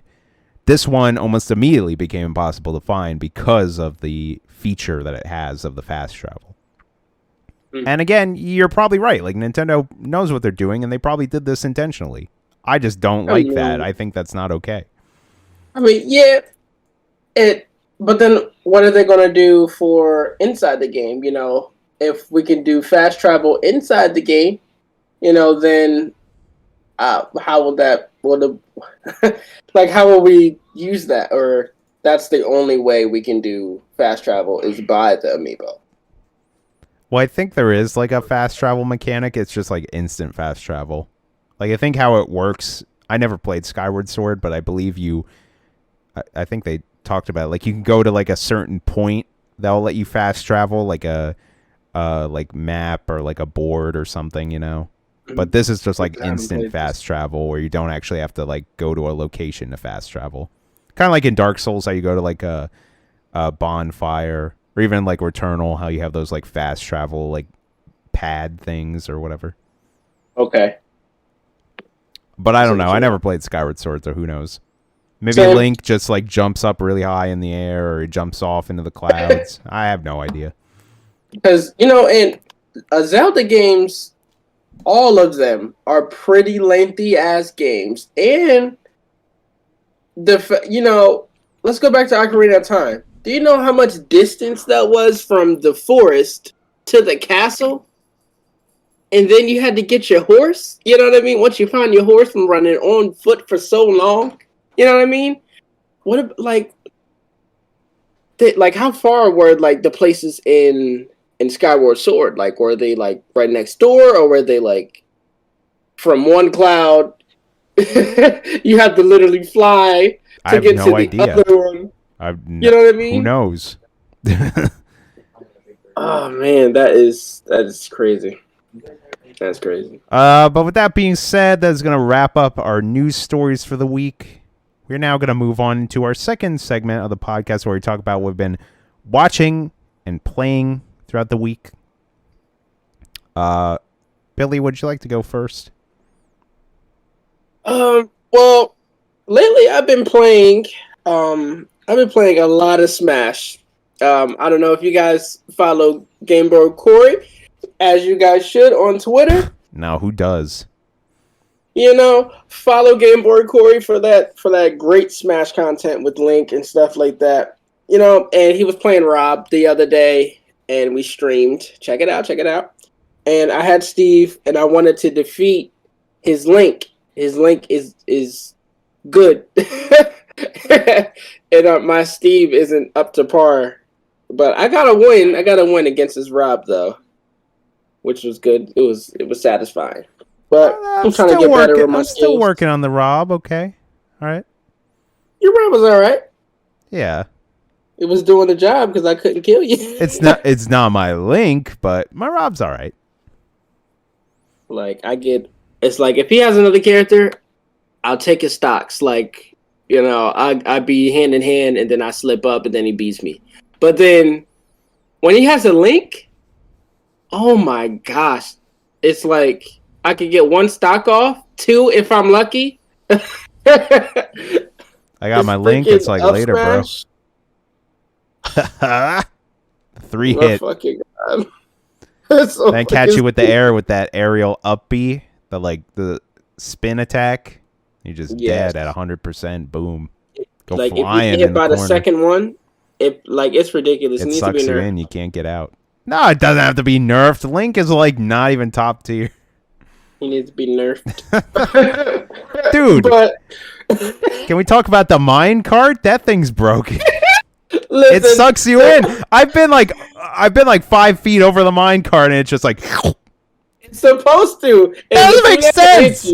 As soon as it hits you, you're supposed to get sucked in. If you shield it, it moves you, and if you don't shield it, you just get hit by.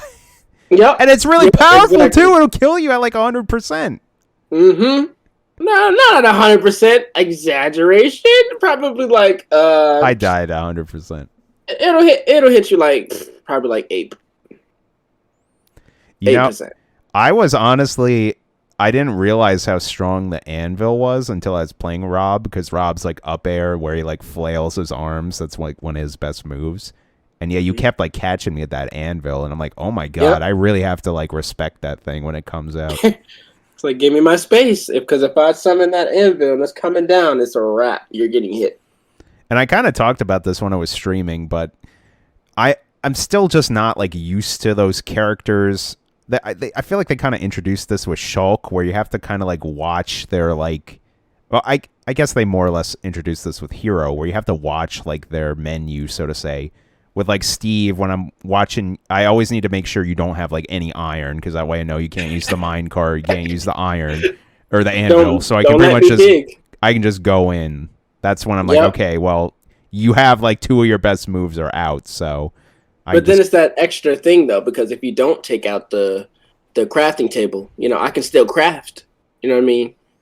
Like craft new weapons and stuff like that. I can get a sword from anything, from any type, like from wood, golden, iron, and stuff like that. So, like, that added an extra element to the game where you have to stop me from digging, kill me while trying to hit the diamond pick. So good. That diamond pickaxe? Forward air and the back air. That back air is dirty. I'm hitting 15%. You know what I mean? Even the like jab, like where you just walk forward and swing the sword, that's so fast. Like you can't get out of there. You know, just 2 hits, a little combo, do a little combo, like 3 hits, boom, boom, boom, grab them, and then do what you do. You know, it seems to work all the time. People aren't, and especially the grab, it's so like. Oh my God, the fishing rod? Yeah, you got me out of the air like 5 times as Rob, and I'm like, I don't even understand how you're grabbing me. I didn't even land yet. I'm like, get over here. Like, where are you going? But, you know, I've been playing Smash. Astral Chain, I've just now gotten into that. I kind of like it. It's like watching anime. What? Oh, yeah, Minecraft. Who doesn't love Minecraft? Minecraft's forever a great game. I've been playing some Xbox games, Call of Duty. Warzone, I saw they added Rambo and oh yeah, Bruce Willis. That was kind of random. That was so cool. Yeah, that was cool. I don't have those characters, by the way. I missed Rambo, but I try to get them. Apex. Hey, I get it. Activision, you know, you gotta. Fortnite is crushing it with the skins. I'm right there in there. I just spent like $20 on V-Bucks to get the. They just had the Tron skins recirculate in the item shop, and I'm like, I love Tron. I gotta get one. I seen Lara Croft. I in get there. it, I'm man. Like, what? Yeah, she's in the battle pass. Aloy. We were just talking about Horizon Zero Dawn. They put Aloy in there. I bought her. Woo! Wow. They added Kratos in Fortnite? Yeah, I'm sad I missed that. Master Chief. Apparently Samus might be coming in there. That's a rumor. Thanos was in there. You know, it's like they are crushing it You know, it's like I don't like for everybody who's a gamer and understand gamer logic and stuff like that. Give Fortnite its credit. You know, the crossovers are the best. They are insane because they got the money. They have the money. They get to have the concerts. What game? What name of game? They got Marshmallow. They got Travis Scott. They got Luke Skywalker. They got Captain America. I was there for the Travis Scott. That was cool. They got so much crazy shit going on all the time. You know, I was just playing yesterday, that was crazy. And they have this like crossover with like the NBA, and they have these like awesome songs in like the NBA like creative section. I don't even follow sports at all. Like I don't really give a shit about any of that. I do like basketball. If I would follow sports, it'd be the NBA. But it's just really cool being in this creative like. They had all these like athletes and like I said, this like music. I don't know who the like artists were singing, but I was like, these songs are actually pretty good. It's really neat. Fortnite is a really good game. Like it's just really easy to dunk on Fortnite because a lot of the user base are like little kids, and it's the most popular game. So of course everyone's gonna crap on it. But it is a really good game. Don't sleep on it, but don't sleep on it. You know, those kids are pretty good. You know, and they're making businesses out of this. That they're really good. They're becoming like professional players. There are people who pay money to be like, all right, teach me how to be good at Fortnite. You know. That's crazy. Like, Fortnite put on a lot of people.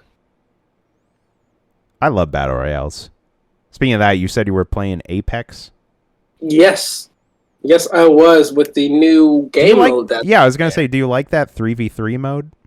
Yes. Oh, my gosh. That is like, you guys spawn in this small-ass circle, this little map, other side of the map, you're on the other side of the map, you spawn, you get to spawn in, they give you like some credits so you can buy, that's what I call them it's like Counter-Strike, like you get a buy menu phase. Yeah, you gotta buy your guns, what kind of gun you want to start off with, you know, the pistol, the P90, and the Mozambique, that's free, you know what I mean, which is great. Who the hell's taking the Mozambique? Whoa, don't sleep on the man's Mozambique, it got stronger. Yeah. It hits. It hits. I think I'd rather punch someone. You'll take the chance. Give him that uppercut. You never know. If there's a gun, that guy has no gun, and you pick up a Mozambique. Are you going to use it or punch him? I'd rather throw the like empty magazine of my gun at them than use a Mozambique. You have the piece on it? Oh, my gosh. Don't sleep. Don't sleep on the Mozambique.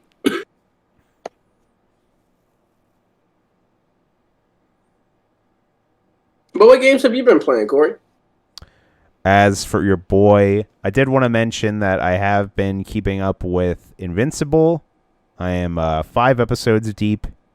Really loving that series. I'll probably talk about it more with Mike because he finished it all. So stay tuned for more about that. I'm probably going to finish it by the next podcast. But it's really good. But games I've been playing... you talked about Smash. I've also been playing it a lot recently. I've been getting really back into it, but having a lot of fun with that, playing Link. And like you mentioned, I've been trying to learn my Rob a little bit more. I even want to play another character. I feel like I want to have like 3 characters that I like master. There are like, I would say at least like maybe 10 to 15 characters that I love. Like I would love to just play them and learn them, the ins and outs. But personally, for me, I think it's good to just have a few characters and just get really, really good with them. I think that's how I got really good with my Link, because I just really play Link all the time. But I've been trying to improve my Rob, and I have a few ideas of who my other character is going to be, but I won't give that away, you know. Still got to practice a few things. But yeah, it's been a lot of fun. A lot of fun playing with you online, and I've been want to play with my other buddy. I know he streams a lot of Smash. But yeah, just getting back into that community. Even trying to go to tournaments or playing on the online tournaments. I'd like to get into that. Also, like I mentioned, I just played Fortnite for the first time in like a week or 2 weeks, like since I got back from vacation. And I really didn't have like a lot of interest of going back into Fortnite since I came back from my vacation. I was almost thinking of just like kind of dropping in, like playing other stuff. But after I played, yesterday for about like 2 hours or so. Like I kind of just am all back in there. I'm like, oh yeah, this is a lot of fun. I'm really digging this. And like I mentioned, they had this like special event that's like NBA style, or it's like an NBA crossover event. And again, I don't care at all about sports or the NBA, but they had like, if you complete these like certain challenges on the battle pass in this like NBA custom game mode, you get a ton of experience. And I'm like, well, I want to max out my battle pass. I'm getting really close, so I'll do these challenges. And I actually really enjoyed playing these custom games. They actually reminded me of custom games in like Halo 3. This game that you played in this creative map is you would like run down this slope and then you jumped up into the air, and you basically were trying to have your character land in these giant like basketball hoops. And depending on how far you launched your character, like the farther and higher up was like the highest scoring net, so to say. So like the nets in the front were worth like, I think 5 points. Then there was like another tier that's like 10. Then there was another tier that's like 25. And the highest net is worth 50 points. And it honestly took me like 2 or 3 games to like figure out how to get to that 50 pointer. But once I got there, like it actually felt really accomplishing. And I was like proud that I made it. And they give you all sorts of like tools or weapons to use to like work your way up there. Like there was this like old school style pistol that like once you shoot it, it'll kind of like knock you back, and then it like takes you like a second to reload it because you literally have to like put the bullet in, put the gunpowder in, and like stuff it or whatever, like a really old school style pistol. But it was neat because like when you would shoot it, it literally would physically move your character. And when you get launched into this area where all the nets are, it's almost like low gravity, so you could like launch yourself with the jump pads, and you launch yourself even further with this old school pistol. And I really enjoyed it. It was a lot of fun. I also just, was playing the solos battle royale, and I was still really enjoying that. That never gets old. One thing about me in Fortnite, I just have to learn how to build, man. If anybody could teach me how to build, that would be a lifesaver. Yeah, that's a tricky thing. I'm still like, that's the thing I need to get a hang on. The shooting I'm pretty decent at. Yeah, it's just building I need to get better at. And there's like a big like skill gap to it's almost like you have to like shoot a shot of your gun and then immediately switch to like build a wall or build steps to just block the next shot. It's interesting learning the like meta of Fortnite, so to say. I also played a little bit more of Monster Hunter Rise. That was like the only game I really played on my vacation. I really didn't play too many games while I was on vacation. But yeah, I was just grinding away at that. Still really enjoying it. I'm still pretty early. Well, I guess I'm like in the middle of the game. I'm at like the 3-star missions. I know they just added another like expansion to the game. I think they added more monsters, and I believe they added the true ending or whatever. That's just like my go-to game to like pick away on my Switch if I got like time to kill, just because I really enjoy it. I actually do want to like stream it some more because I think it's a lot of fun. Rocking that Switch axe, super fun. Oh, you rock a Switch? Nice. Yeah. I'm a longsword. Yeah, I kind of bounced around a lot in World. I originally used the great sword, then I used the longsword. Then when I came to Rise, I was like, I want to change up my weapon, and I was going to use the hunting horn because they actually made it a lot of fun. But I was like, I like the switch axe. I kind of like the gimmick of like actually changing the weapon back and forth. And I like having the kind of like big heavy weapon of the axe, and then you kind of get the kind of a great sword type of thing with the sword version. It's fun. Right. And like I said, like I think that game honestly looks really good on the Switch. Yeah, they did a great job on it. And last but not least, I'll just quickly talk about my experiences with the PS5 and Returnal. I got to play, I'd say about almost like 2 hours of Returnal. I did like one run, I think. Yeah, I think it was one run, or maybe two. It might have been one. I'm not sure. It was one. It was all one run. Yeah, you're right. Yeah. Boss past the boss, because if you die, you got to restart. Yeah. So yeah, I made it to the second zone, and I believe I was on the first level of that, and there was like these giant like tentacle like monster octopus TV things coming at me that were huge. It was crazy. It was one of the most like visually interesting things I've ever seen in a video game, because first of all, they have this like infinite desert that's just loaded up, and you don't explore the desert infinitely. Like there's a boundary, but it looks like it goes on forever. It's kind of like blocked by a sandstorm, but you can still like walk around partial parts of the level, fighting enemies and looking for like health pickups or other power-ups. For those of you who don't know what Returnal is, it's basically a roguelite third-person shooter. It's kind of got like it's like a sci-fi. It almost reminds me of like Alien or Aliens, like that sort of aesthetic. You play as this like woman, and like she's trying to figure out like what's going on. Like she actually is like living all these different like lives and deaths, and she like leaves herself different notes that kind of explain the story. I know there's like different elements where you go into like a house and there's like stuff going on in there. I didn't get to see that because I was playing on like a game that was already in progress, but that's okay. I'm eventually going to get around to Returnal at some point on my own. This is almost just like me playing a demo of it. But yeah, the basic gist of the game is like you run through different rooms like a roguelike, and it's like a third-person shooter, so you're getting like different types of weapons. Like you start with a pistol, you get like a shotgun, you get like an assault rifle, like very standard stuff, but there's even like other like crazy type of weapons. Like at one point I had this gun that was like an assault rifle, but it was also shooting out like a wave of like energy, kind of like almost remind me of like a sonic boom from like Guile and Street Fighter or something like that. A lot of the weapons have like really cool like alternate fires and like abilities that they get. It's really cool. All the enemies are like these weird like robotic like alien life form. Some of them were like octopus-esque. Then there were other ones that were kind of like dogs. There's this one like mini boss I fought that was like this big like juggernaut dude who had this big red core. He was really neat. The game is actually... Skinny one? What's that? The skinny one? It wasn't dropped the purple one, the purple orbs? It wasn't the first boss that I beat in the first level. It was like a mini boss. I forget Jonathan told me what it's called, but I can't remember it now. It's like a big guy who would like rush you if you shoot him. He like runs at you and he slams the ground. He almost kind of reminded me like a gorilla type thing. But you go through the areas, and like a roguelike, you kind of like can go through different doors to figure out what your next like objective is in each of the rooms.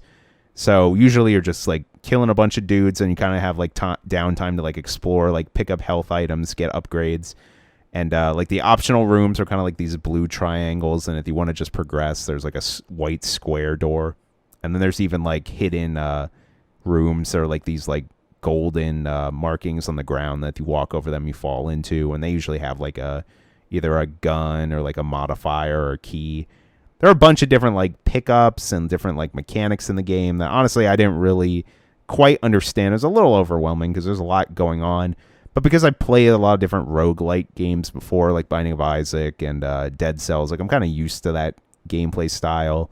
There was a dodge that was really good. I know the dodge, like you're pretty much invincible the whole time, so you can like dodge through anything. Also, I forgot to mention this, but most of the enemies have like crazy bullet hell like shooting patterns. So they'll shoot like 50 different like projectiles at you, but they're all in like a square. So you just have to like dodge to the left or dodge to the right, or you could even just dodge right through them if you time it correctly. But like it's like kind of a hard game. Like you're constantly getting like enemies thrown at you, and they're shooting things at you, and sometimes the projectiles that they shoot at you are like super fast, so you have to like time it just right to not get hit by it. Yep. You also get like a really cool like melee that's almost like a lightsaber. Like it's this big red sword that was really satisfying to swing every time.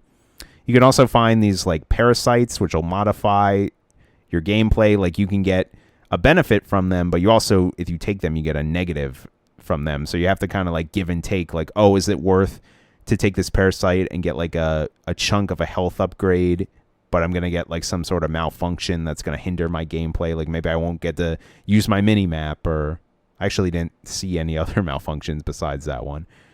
Maybe I'll cut down some of your health or something like that. Of course, the game looked amazing. You said that the TV we were on, that wasn't 4K, right? Or was it? The TV I had, yeah. No, I don't think that was 4K. But I had the 4K cable, though. Maybe that would have... I mean, it still looked hella good. like all the environments, well, the like different levels I saw in the jungle area, and then the one area I saw in the sand area, looked incredible. But yeah. It is this is the gaming TV, the TCL TVs. Oh, cool. They're a gaming TV. So yeah, this was a 4K. Oh, nice. But I didn't go into the settings and set the brighting, all that extra stuff. Oh, okay, I get you. But yeah. I thought the game looked incredible. The PS5 controller itself felt really, really good. I honestly didn't really notice a lot of the haptic feedback. I've heard a lot about like how crazy that feels. I don't know if I couldn't really feel it. Maybe it was just the way I was holding the controller. I don't know. I thought the controller felt great, and the gameplay felt really good. I really enjoyed my brief time with Returnal. I wish I had a PS5, and I wish I had that right now, so I could just play it for hours and hours. I'd just be streaming that all day, every day. Oh yeah, that's stream content right there. There's so much stuff you should do. But with that being said, that's pretty much all I played. And I think that's going to wrap up this episode of the Level With Me podcast. Billy, why don't you plug away any great content that you want the listeners to go check out? Well, yeah, guys. Follow me on SoundCloud. I do music and stuff like that. I really do want to change the world with my music and stuff like that. My music will give you a vibe, and if you're feeling that type of vibe I was feeling, then it will affect you even more. So follow me on Official Roy G on SoundCloud, and you should see me with a pink do-rag. That is me. Also, follow me on Instagram at Official Roy G too as well. You'll see me. And then you can, play me on the Switch if you want. I'm here. I'll be on the streams and stuff like that. Get a friend code. Yeah, that's all I got, man. Nice. As for me, that is Game Bro Corey on Twitch.tv, on Instagram and Twitter. Go check him out. I'm going to continue to stream Super Smash Bros. Ultimate, more Fortnite, maybe some other games down the road. Might be streaming some more Monster Hunter. Who knows what else? I got a backlog of like 126 games. Also, remember, guys, you are listening to the Level With Me podcast. Please subscribe to the podcast. You can follow us on Podbean, on Spotify, on Pandora. You can pretty much get this podcast wherever you listen to podcasts. It's even on YouTube, on the Level With Me YouTube channel. Also on that YouTube channel, you can find great Let's Plays with me and my normal co-host, Mike, a.k.a. The Collector's Vault. We have a lot of great Let's Plays on there. We have a full Let's Play Luigi's Mansion 3. We have a full Let's Play Super Mario World. And we have a ton of ongoing Let's Plays that we're doing right now, like No More Heroes, as well as AM2R. So go check that stuff out. And I think that's all we got. How do we end the podcast? What's a good podcast bit to end the show on? I'm the best Steve in the world. Okay, so you're the best Zarya on the East Coast, and you're the best Steve on the East Coast. All right. You'll get a bucket of lava to the face and a minecart when you come back. Remember that. Life is like a minecart. If you don't take it head on, you'll get swept away off the side of the map. Game! Hashtag facts. Hashtag Motivational Wednesday. Motivational Wednesday. Let's go. All right, good night. Night, y'all. Peace.